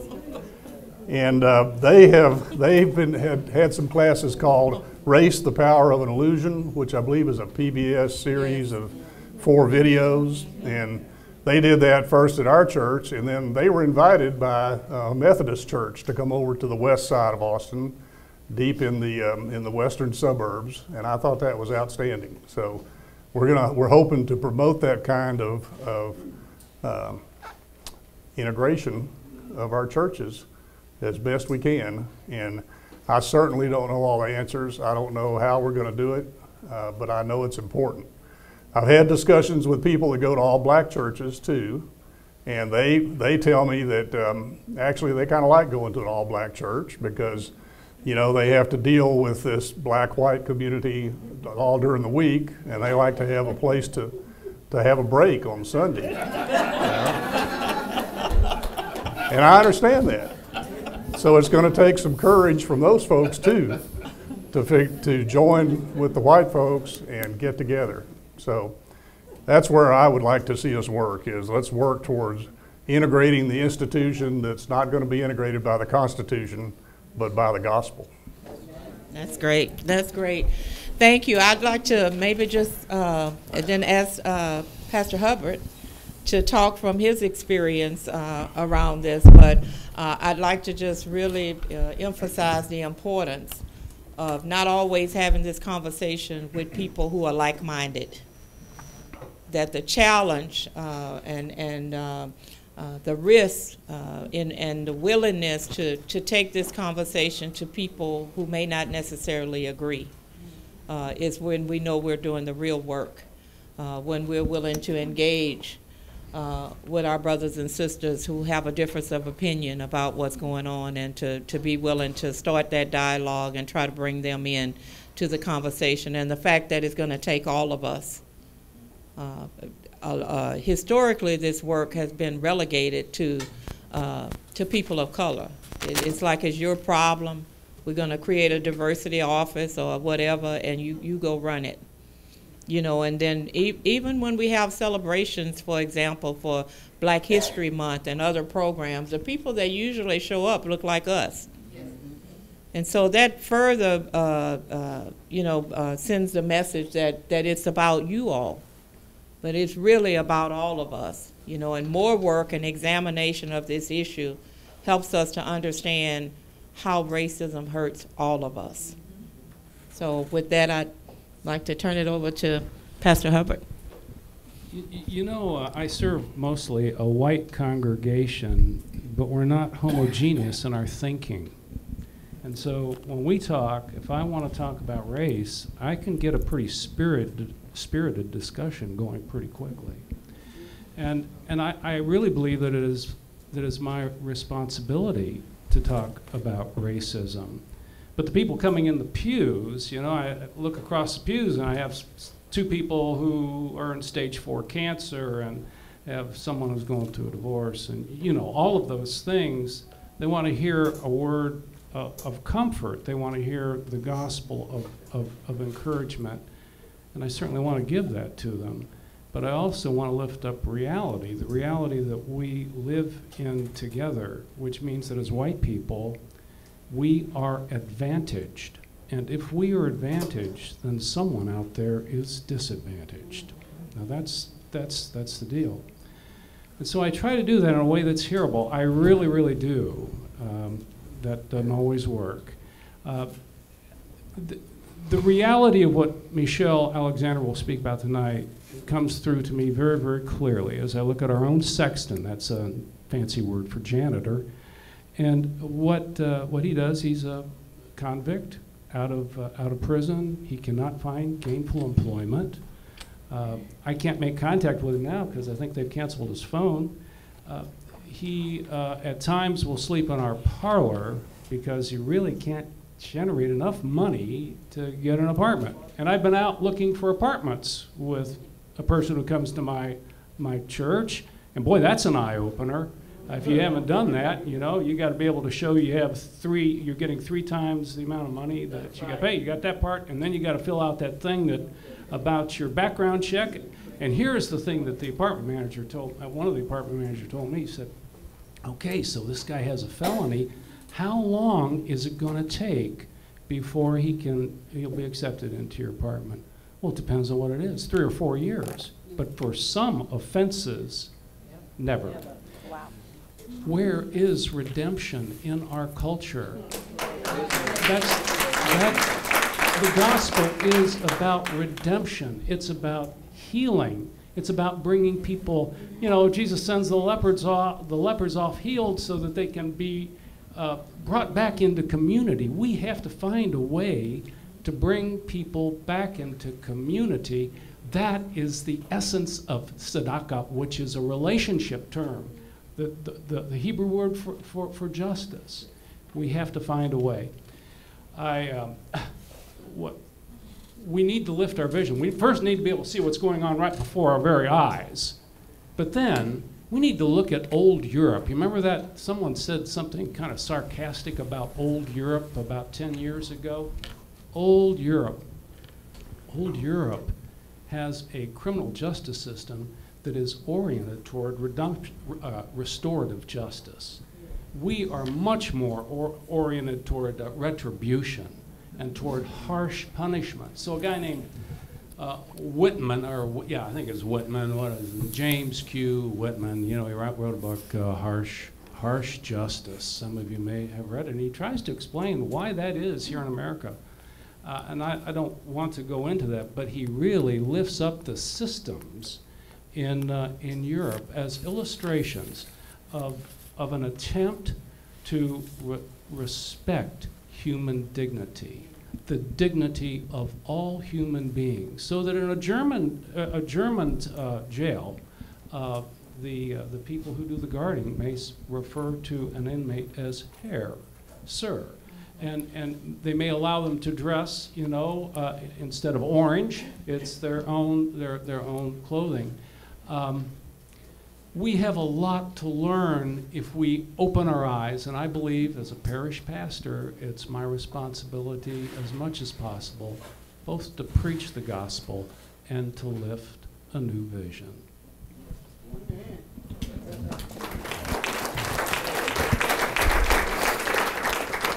That's great. That's really great. I want to go back to Susan. You wanted to lift up some other information that you wanted to share, so we want to go back there and give you an opportunity to briefly share a little bit, and then we'll go back. We still have some time to go back to some of the other panelists. One of my mentors, adopted mentors, is Paulo Freire, who talked about the importance, on the one hand, he said that we have two traps. One is just mindless activism, where we rush out and start doing things without accurate analysis of the data first. And on the other hand, he talked about mere verbalism, where we just simply have discussions and don't get around to taking action to score a direct hit on evil. We need both. And I guess if I have any beef against my own context in seminary, it's we fill students' heads with great ideas, but we may be short on training them in the actual nitty-gritty as to how do you bring about change of systems. So it's not enough just to have accurate analysis. It's not enough just to have courageous conversation. We have to have a well-crafted plan, and not only do we have to have a well-crafted plan, we have to have the collective power needed to be able to enact our plan of change in public life. And so one of my concerns is actually equipping grassroots people with the arts and skills of public life so that they can come together and generate collective power and know how to use it collectively to actually challenge and change all the various systems that we've named today. I know of no greater training school myself for moving past analysis into equipping people in the know-how and show-how than what's called institution-based community organizing, also called faith-based organizing, congregation-based community organizing. I would have to say, in terms of my own ongoing professional growth over the past decade or so, I've learned more from going to workshops and trainings in faith-based organizing than I have in going to my own academic guild, simply because in the guild we tend to stay up in the clouds. But in faith-based organizing, we ground ourselves in the work of local grassroots communities, working with people who are closest to the problem and helping them gain power and voice and say so in addressing the issues that daily affect them. I have worked on a handout. I put these on the table. I use this handout in my classes to point to all the different strategies that are available to pastors and congregations who want to help address hurt in the world. We need activity in all 4 of these quadrants. We need best practices in all 4 quadrants.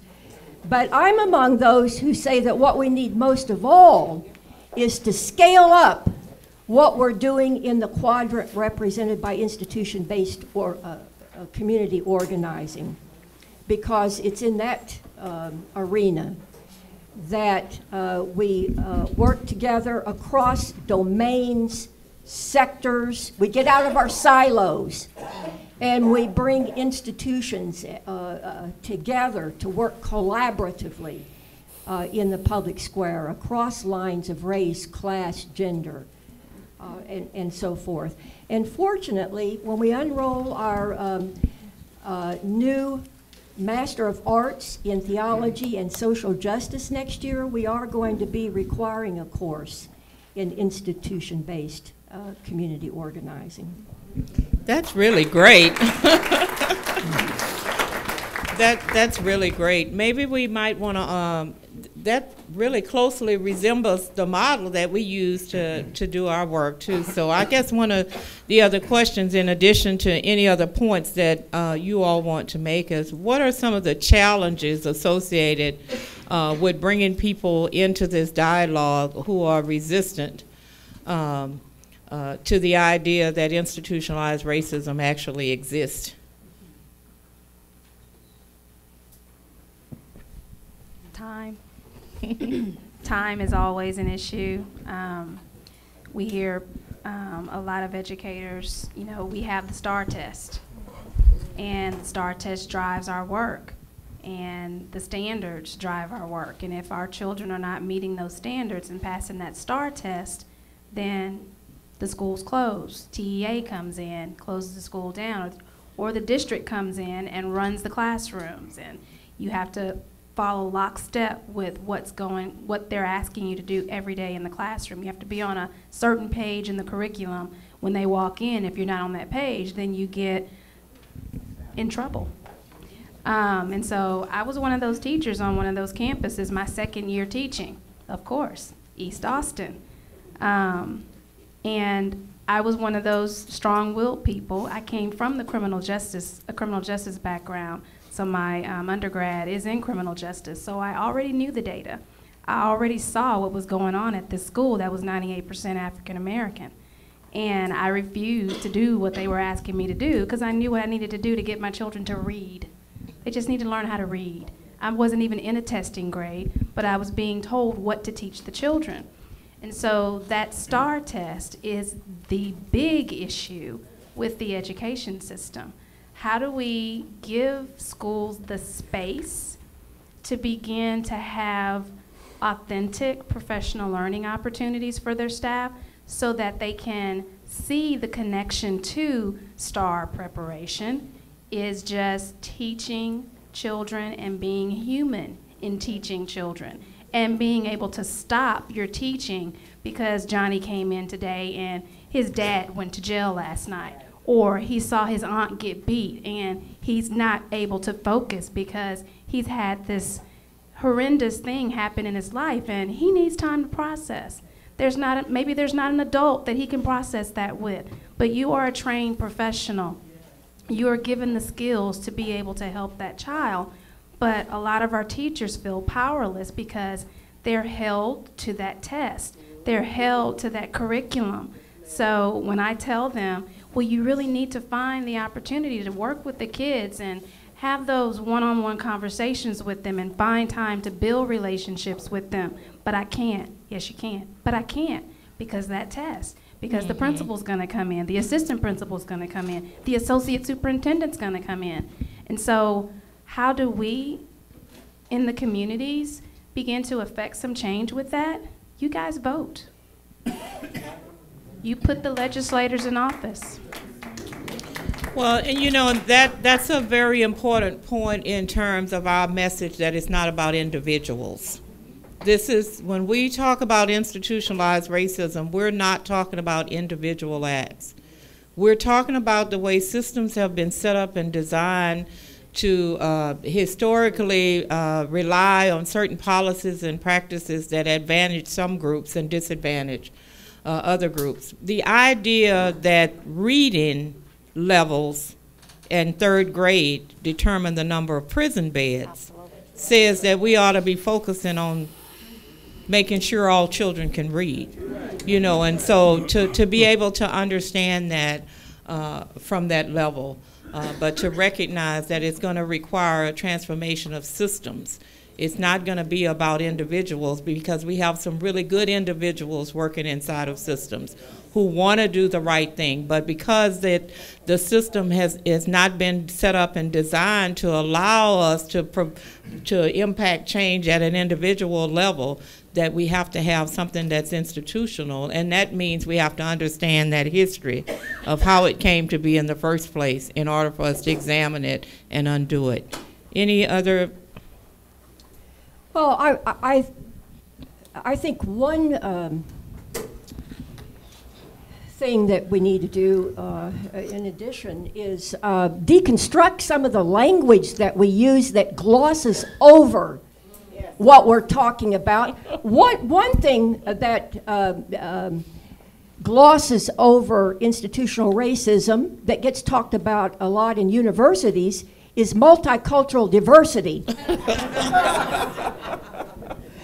Everybody's striving for multicultural diversity. Last year I read a quote from feminist scholar Patricia Hill Collins that stopped me in my tracks. She said, well, hell, plantations had diversity.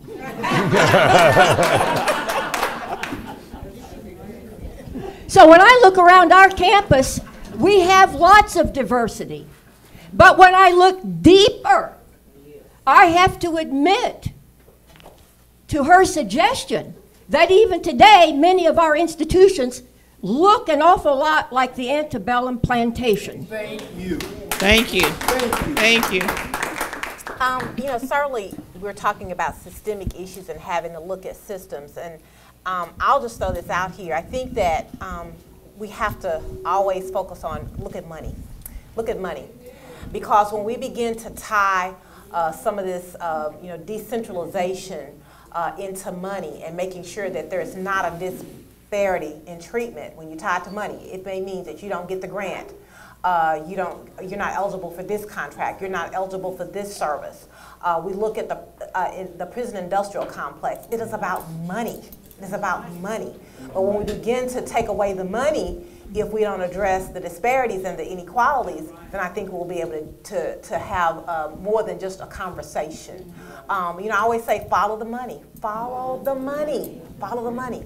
One of the things that is beginning to really impact youth that have been in trouble, and this drives me crazy, and I'm beginning to see it on applications for college, even some employment applications, and Mike, you probably are beginning to see this as well. For a juvenile, juveniles are not convicted of offenses, they are adjudicated. The beauty of what was considered to be an adjudication was to help and allow youth to be able to overcome those youthful mistakes. It is not a conviction. What I'm now seeing is that military, employers, schools, they don't just ask the question, have you ever been convicted? They now ask the question, and or have you been adjudicated? Well, guess what happens? That's going to catch all the youth that look like me that came through the system. And so, again, you know, we need to just, you know, really be mindful about those policies and the things that become institutionalized in terms of how things operate. And again, follow the money. Follow the money. The other thing that's important about what Judge Shannon is saying is that it's going to impact the youth who come through the system that look like her, but it's going to impact those youth because the response from the system has created the disproportionate number of those youth that have been adjudicated. It's not about there's something being more egregious in the behavior of those youth than youth of other races, but it's about the fact that the system has responded differently to set it, and it's been set up that way. Yes. Joyce, again, I think it's pushing more and more alternatives to the lowest point possible. I think so. In the last 5 to 10 years, we've looked at the deep end youth, and we're doing a better job in diverting those youth. Unfortunately, youth of color have a higher rate of likelihood of going into the adult system the farther they get into the system. So it's almost exponential that the disposition grows as youth of color go through the system. I'll give you an example. A youth goes through probation, they have about a 1.5% chance of getting probation greater than their white counterpart. A youth that is committed to the Texas Juvenile Justice Secure side has a 2 times rate of as compared to their white counterpart, and a youth certified by the court to go into the adult system has a 2.5% chance. So it's greater the farther you go in. We've got to find ways to intersect that at the very entry point, at contact. When law enforcement stop a child and talk to them, what is the alternatives? We had an exercise a few years ago that I went to all the police chiefs and I showed them data. And one of the police chiefs of one of the largest areas in Dallas County looked at it and thoughtfully changed their referral pattern, because the police have more discretion than a judge. The police have that discretion of to make it a crime, to make it a referral, or let the child go. I went to another police chief in a smaller sized community, and he said, if I just had alternatives. The only alternative that police department had is formal referral. 100% of the youth that were contacted by that police agency became referrals to the system. A referral to the system means that you go before a probation officer who decides whether you'll be in detention and let a judge decide, or whether you're diverted informally. If a child goes before the judge, there's a likelihood, a higher likelihood, there's going to be a petition filed. And so if that petition's filed, there may be a likelihood of a youth of color having a formal disposition rather than an informal disposition. So for me, it's finding resources and pushing those dollars to the very beginning point. Right, and those decisions are often shaped by the power of socialization. Who goes to the deeper into the system, and who gets to go to a less restrictive kind of place. The decision about stopping a youth and taking them home or taking them to juvenile detention, those decisions are shaped not by the crime that's being committed, but by how we've been socialized to view, which shapes our decisions, because it's often a disparate decision for the same crime. Joyce, let me just interject along the lines of what Mike was talking about. Certainly, we have to have had, and we have had those conversations, again, with the persons that make the referrals, police department, schools, DART. At the same time, you know, we have to work with them in terms of how they may be able to divert some of the cases, but we also have to look from a juvenile justice perspective and from our own juvenile department, when the children and youth do meet at our doors, what can we do to impact that, and how might we be able to divert? And we have a number of diversionary courts that we've put in place to try to impact the youth that actually get referred to us, and some very creative.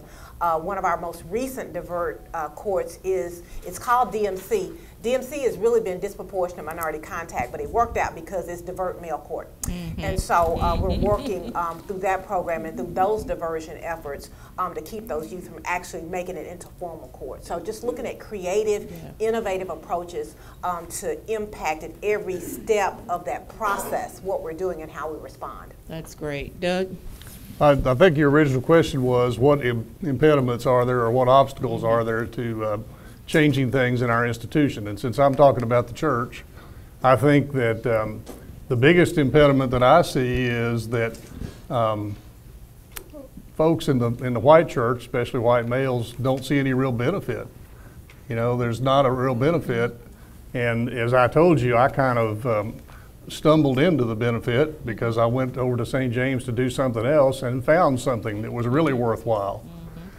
So I think that, I don't know what the answer is, by the way, to this question, but I do know that it's going to take interaction. It's going to take, first of all, you know, getting different groups of different ethnicities together to socialize, maybe. I don't know what the answer is right now, but I know that's what it's going to take. I know we've talked in our courageous conversations about maybe setting up a group of all white people to talk about this issue and try to figure out what it is. You know, I'm talking about all white people that believe we need to do something. Right. Because there's an awful lot of them that don't, you know. So I think you've got to find compelling reasons to do this, and guilt is not the reason. You've got to find compelling reasons and benefits to doing it, and I think if we can find those, then then we'll have something. There's something that there is a benefit to standing with those who are clearly disadvantaged. And I think privileged people, white males, some have had that experience. And blessed are they when they do have the experience, because it's empowering to them, to us, I need to say, to us. So I think there's benefit in standing with people who suffer with some type of disadvantage in our society. It's quite liberating. Mm-hmm. That's true. Well, and you know, as you bring up the idea of privilege, and you know, a lot of times in this work, when we don't have the opportunity to really go deep and understand the history, people feel like they have to give up something, you know, in order to you know, allow other people to be in a place of equity. But if we come together and learn together and really dig deep in understanding that you don't have to do anything to have privilege, you know, that it's not a matter of choice that white people have privilege. They have it because of the mere fact that they're white, and you don't have to do anything to get it. And it's not about giving it up. It's really about the fact that, you know, I want some too. So I do, Joyce, I do think that the data is really important. I think that that's what impressed me when I first started hearing Joyce talk and go into our courageous conversations, is the data convinced me that there really is an issue. I mean, I was pretty much oblivious to that there was an issue, you know, until I started looking at the actual data. Now, that may be because I'm an engineer and I like data, but hopefully it would also strike at the hearts of other white men who see the data and understand that we do have an inequity. Right, and for people to, you know, hopefully at some point see the history that many of us of all races have been internalized some messages that are different from the history that really occurred in our country. And those things that have legally put some groups at advantage over others. That still, you know, in our current day world, we like to think about it as something that is no longer relevant to today, that it was so long ago that it doesn't have anything to do with the outcomes that we see today. But if we really think about how recent it was that the systems and institutions that we've talked about and that are represented by folks up here legally excluded people of color, that it really wasn't that long ago. You know, it was in the 60s, you know, that the institutions were legally required to serve and open the doors to people who had been historically locked out. And so when you think about how long other people had been having the benefit of those institutions, and to then expect suddenly that when the door opened that we're on equal playing field. I mean, it's just, that's insane. It really is. And so our willingness to come together and examine that in a way where we all learn the same truth, that, you know, for some who believe that their families worked hard, they came to this country with nothing but the shirts on their backs and they pulled themselves up by their bootstraps, and to believe that they were never given anything, and why couldn't your family do the same? You know, well, when you really understand that even when the laws that appeared to be race neutral were enacted, that in reality they were not race neutral. And so when we learn that history, then it really helps us to break down the sides of our boxes and get to a place where we have a common understanding of what happened to all of us. Because there's something that happened to all of us. And, you know, that's a whole nother workshop about what people gave up to be white. You know, because nobody came here as white. You know, you came here as Irish, as English, as German, as, you know, other nationalities. But then the privilege came when those groups were allowed to become white. Other groups have not had that privilege. And so you had to give up something to become white. And so with that, I would say, let's give our panel a round of applause. And we're going to turn it over to Bishop.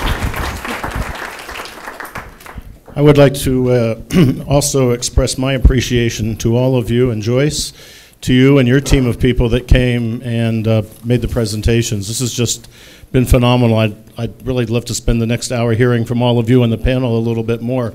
This is a very fruitful time. Let's express appreciation to all of our presenters throughout the day today. If you would join me in doing that, you did a great job.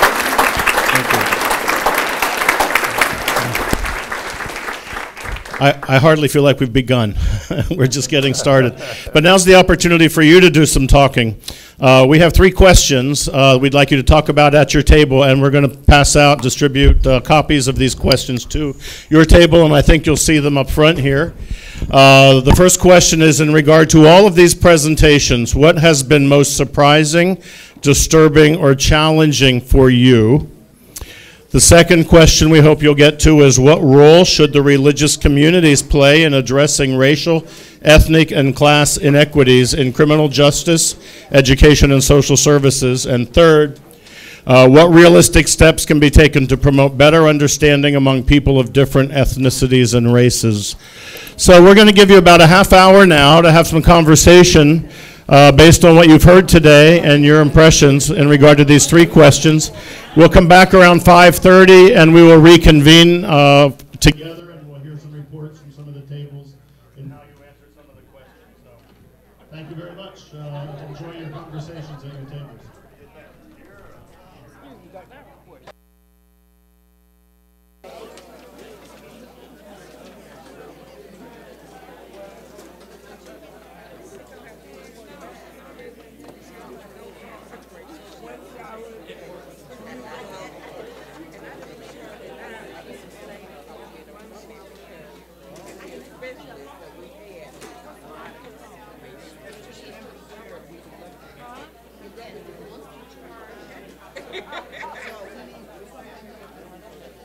What does that mean?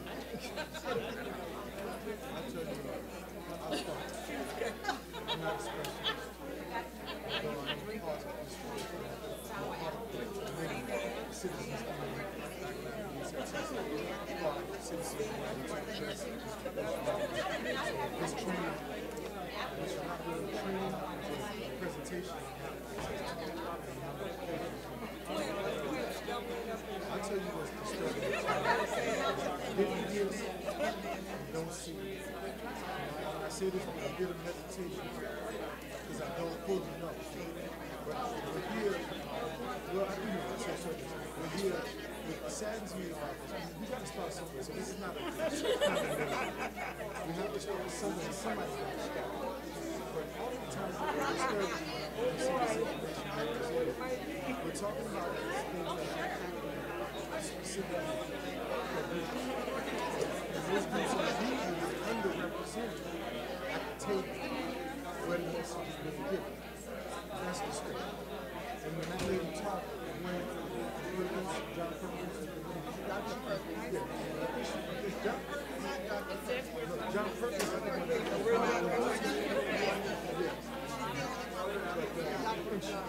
Dr. Johnson, School of Theology. Anyway, with that said, I think it's just and when I think about it, I think about black leadership, and I think about weakness. I think that most times, I contend with Joyce on this point that she said, usually they feel like the anti-Trump department, they say, we go run it. But when they talk about the problems, they talk about you deal with it. I contend with that. I say that usually if it's a double-edged sword you got to get. Because if a white person needed a black person, it's messed up. They sit there and humbly, and sometimes in a humiliating way, take what they're saying, but then if somebody else says, I'm going to do something about it, then the white folks say, I'm going to do something. Why not get in this issue and roll it by myself? So it's like, you got to deal with the matter of the damage, you deal with the damage. So, it's good to have all people taking in this information because it's necessary. The revolutionary thing we said today, that's the general home. White men have to be leaders in this movement in the sense that they got to get out there and push the boundaries of the message because black people can only go so far. We start talking and the next thing you know, people go thinking and say, I don't want to hear what you got to say. Y'all put it in.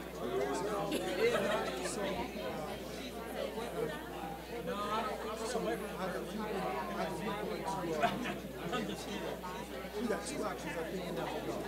But one option is to say,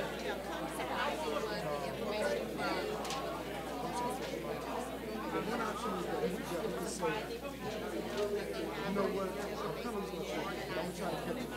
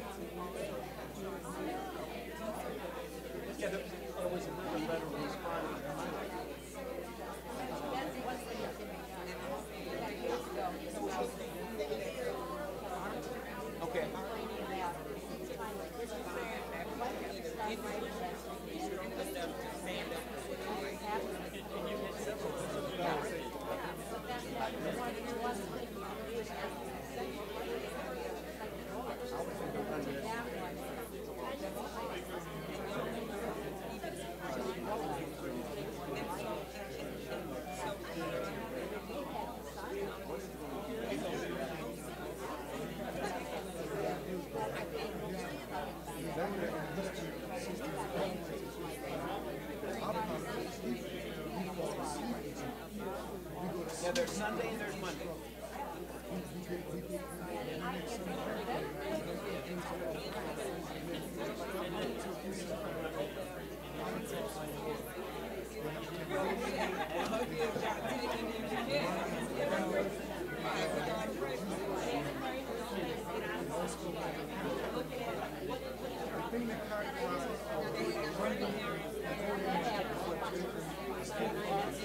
Yeah, it's over 50% of the category population.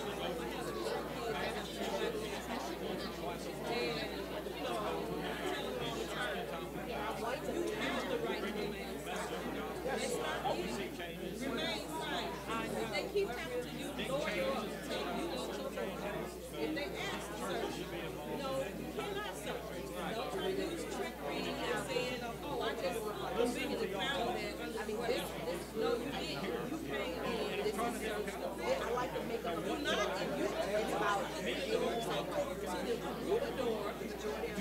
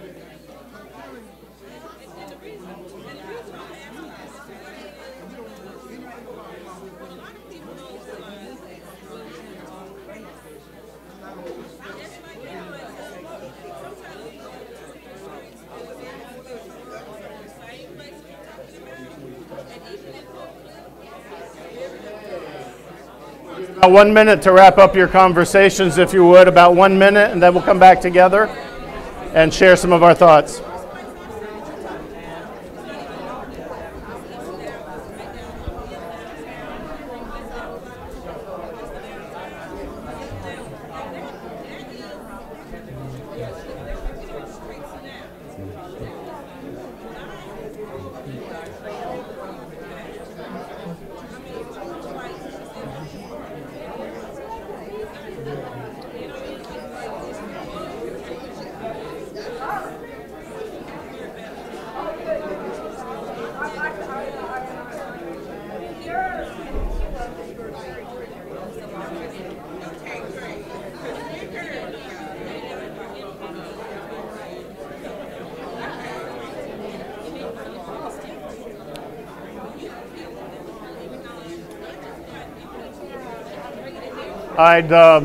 I'd like to draw your attention back together now, if we could, for our closing half hour before dinner. And we'll have some opportunity for you to report back to all of us about what you were saying to each other, thinking and hearing and ruminating on. Very good. It always takes about a minute to quiet everybody down. Keep talking or it'll come back up. All right, I'm supposed to keep talking. No, I don't do it that way unless I'm going to pray. Yeah, I don't like it when pastors yell, "The Lord be with you," to quiet people. Yeah, see, I don't like to do that because I don't think that's what that's for. But and it doesn't work anyway in a group like this. So, Steve, would you give us a whistle? That wasn't enough. There you go. Thank you. We're going to give some reflections to each other based on the 3 questions. I've also asked our speakers, the people on the panel, to kind of hang close to the front of the room, and Joyce, and some of the folks that are with her who are still here to hang close to the front of the room. Susanne, I'd like you to stay right there because everybody just loved a lot of your comments, and I think we're going to want to hear more from you, so don't go too far. Yeah, so do you need a microphone? We might need to get you one. We'll see. Anyway, so you don't have to. I just want to hear you talk some more because I just really enjoyed the things that you said. So let's just bring the 3 questions into focus here. There is a microphone in the middle of the room. If you're going to speak to the group, we'd appreciate it if you don't mind going to the mic. If you're too shy to do that, Johnny Lewis here is going to have a microphone. He's going to be free floating. Are you a free floater, Johnny? Are you a free floater? He's free and he floats. All right. He'll come to your table if you'd like to give a response or tell us what your table was thinking in regard to these questions. And again, if you'd like to ask a question of any of our panelists or those who presented, feel free to do that during this time. So in regard to all the presentations, what has been most surprising, disturbing, or challenging for you today? What did you think, or what did you hear at your table that you'd like to report out to us? Anything that was stimulating, thoughtful, that you'd like to tell us about? There we go, going to the microphone. And if you want the microphone to come to you, just raise your hand and Johnny will free float over to you. Testing. You're on. You might tell us your name and where you're from. My name is Robert Lilly. I'm from Abilene, Texas, by way of New York, by way of California. Glad you got to Texas. I sometimes wonder. Don't we all? The thing that I spoke about at my table was I didn't hear, in light of the guest speaker that's coming tonight and the book that's being highlighted, and although I do appreciate the comments that the minister made, what I didn't hear anybody talk about was how the population that is going to be highlighted in that message and how all of these things tie into that message tonight, how these representatives and the work that they're doing are working to change policies to incorporate those very people back into the work to undo the very disproportionality. And so that was one of the things that was most disturbing to me. All right. Well, let's see if anyone could answer that. Joyce, where are you? You didn't leave, did you? Oh, there she is. I don't know. Do you have a response to that or thoughts? Or anyone from the panel like to speak to that? Well, anybody that's in the criminal justice. But I think the first thing that we're trying to do is raise people's awareness about the existence of racial disproportionality and disparities, and to understand it from a place that it's not all about what's wrong with the person, but it's also about what systems have to do to examine their response. And the next level of that certainly has to do with how do we change policies and practice in systems so that then it's not about programs, but it's about getting to the root cause, what you're talking about. How do then policies begin to impact who goes to jail and who gets out, and when they get out, how it impacts their life from or prison from that time forward. And so we're not specifically doing any work as it relates to those changes, but our work is about helping systems to become aware of these issues and talking to them about the models and components of a model that they can use to then begin to get to that place where their response is different and you begin to see a change in people's lives and their outcomes, which I believe is what you're talking about. And so, first you have to get people to believe that there's a problem. And so we're on just the very surface of even having the conversation. And ultimately where we'd like to get to, but it has to be in partnership with community and other people and leaders that have to engage in this process, that where we want to get to is how do we design something that touches the lives of the people who have been so profoundly impacted by these systems. But we're certainly not there yet. Would you hand your mic to Pastor Chuck? I think Professor Johnson certainly moved in that direction, and I believe that the church has to become, when we talk about public witness, I think it needs to become politically engaged, and not in a partisan way, but it has to lift up human dignity. And when it does that, then that helps to shape policy. And I'm impressed with the fact that policymakers actually listen to people who are not paid to talk to them. They will do that. Especially, I've seen that. So I have some hope in that regard. I'll bet you have something to say. You might want to say something. That is a question that I hope Michele has a chance to deal with tonight. I had a comment on that same area. Go ahead. We'll go back to the microphone. Can I? Well, yeah, your name and. Hello, my name's Bob Ramsey. I'm from Irving, and I'm predominantly a drug policy reform activist. And I think Michele Alexander's book is the most important book on the topic that's been written in the last decade. I would also recommend Dan Baum's 1995 book called Smoke and Mirrors, The War on Drugs and the Politics of Failure. But what I was called up here to respond to that earlier question was that I hope to say that there's a positive intent to all this drug war, these laws.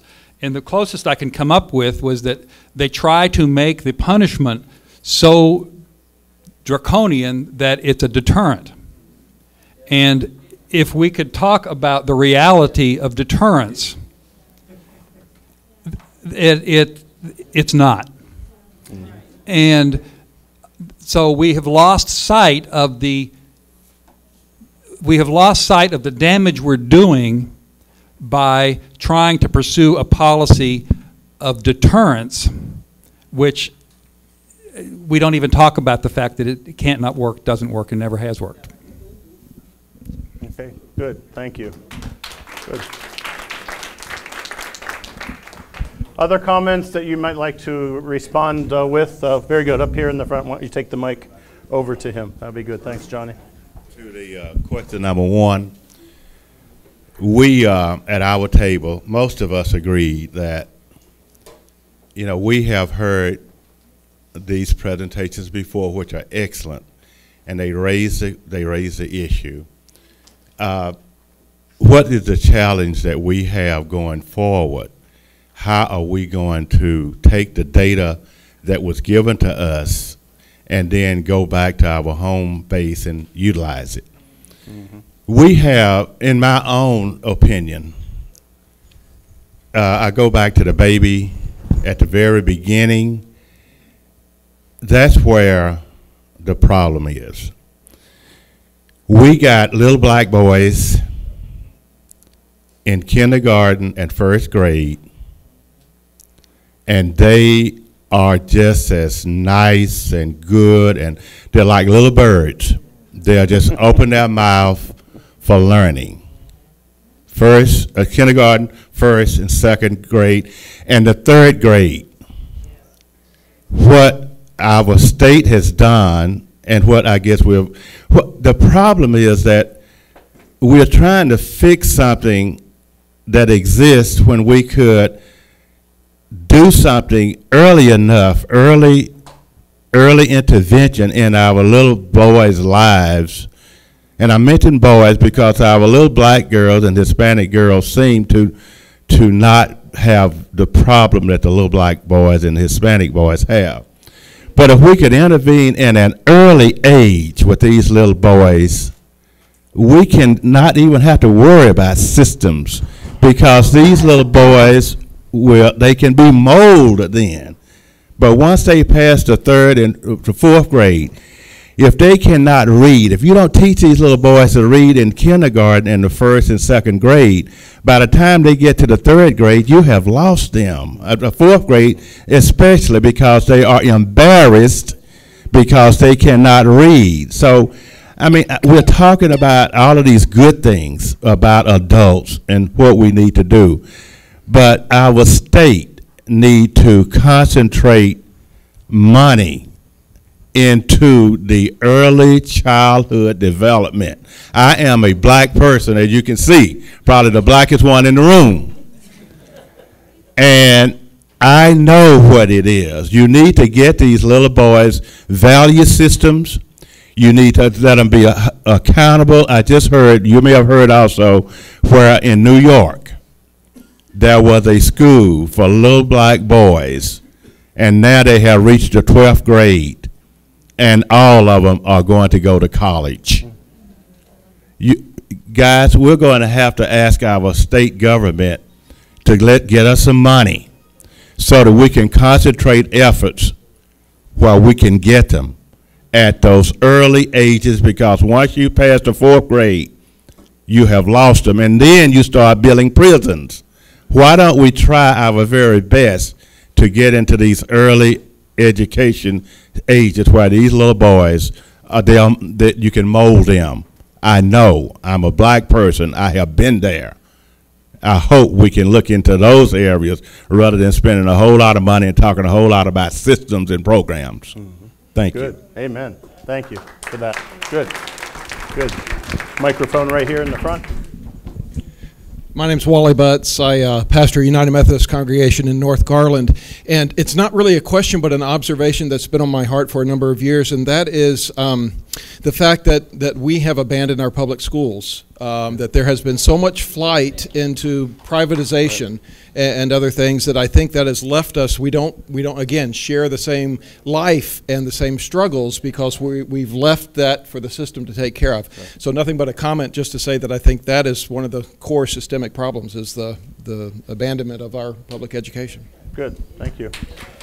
So let's ask the question while we have a few minutes left. What role should the religious communities play, do you think, in addressing racial, ethnic, and class inequities? What thoughts were shared at your table around this one? What would you like to see your religious institutions doing? All the way in the back, can we get a microphone? Let's see you jog. You can't just float now, Johnny, you got to jog. Floating down the river. There you go.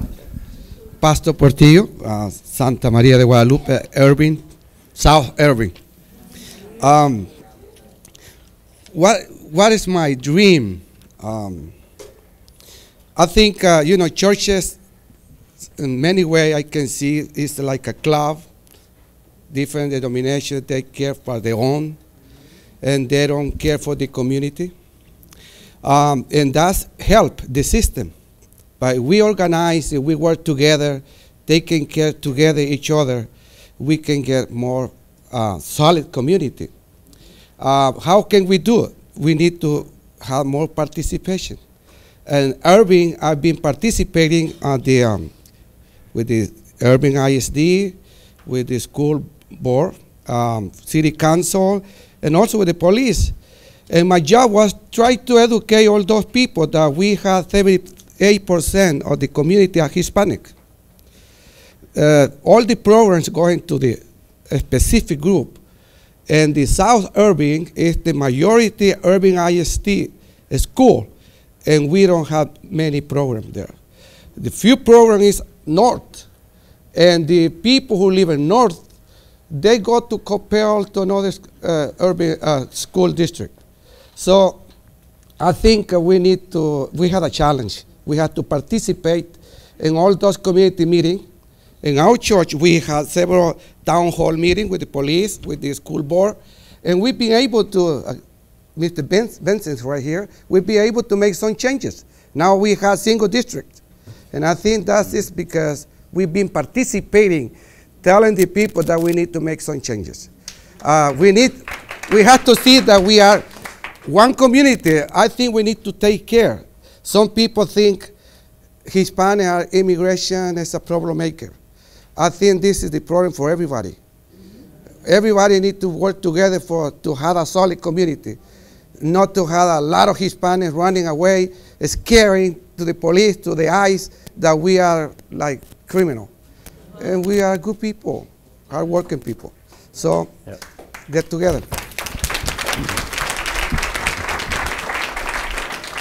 I would just take a moment to affirm Pastor Portillo's leadership there at Santa Maria. It's a congregation that's just barely 15 years old and already has the largest numbers of worship of any congregation in the NT-Nl mission area, with well over 2,000, 2,500 on a Sunday. That's pretty good for Lutherans, even if they're Catholic Latino Lutherans. That's okay. But I believe every time I've been to the congregation for worship, the police have been invited into the sanctuary with the people. The fire department leaders are there. The school board people are there. The city council people are there. Pedro knows how to reach out to the community to learn the needs and to invite them in and to engage in the conversation so that their ministry is in the community. That's why the people are coming into the church, I think, actually. So very good. Okay. Hi, my name is Greg Ward. Excuse me. My name is Greg Ward. I'm from Austin. And in answer to question number 2, our table felt there was a more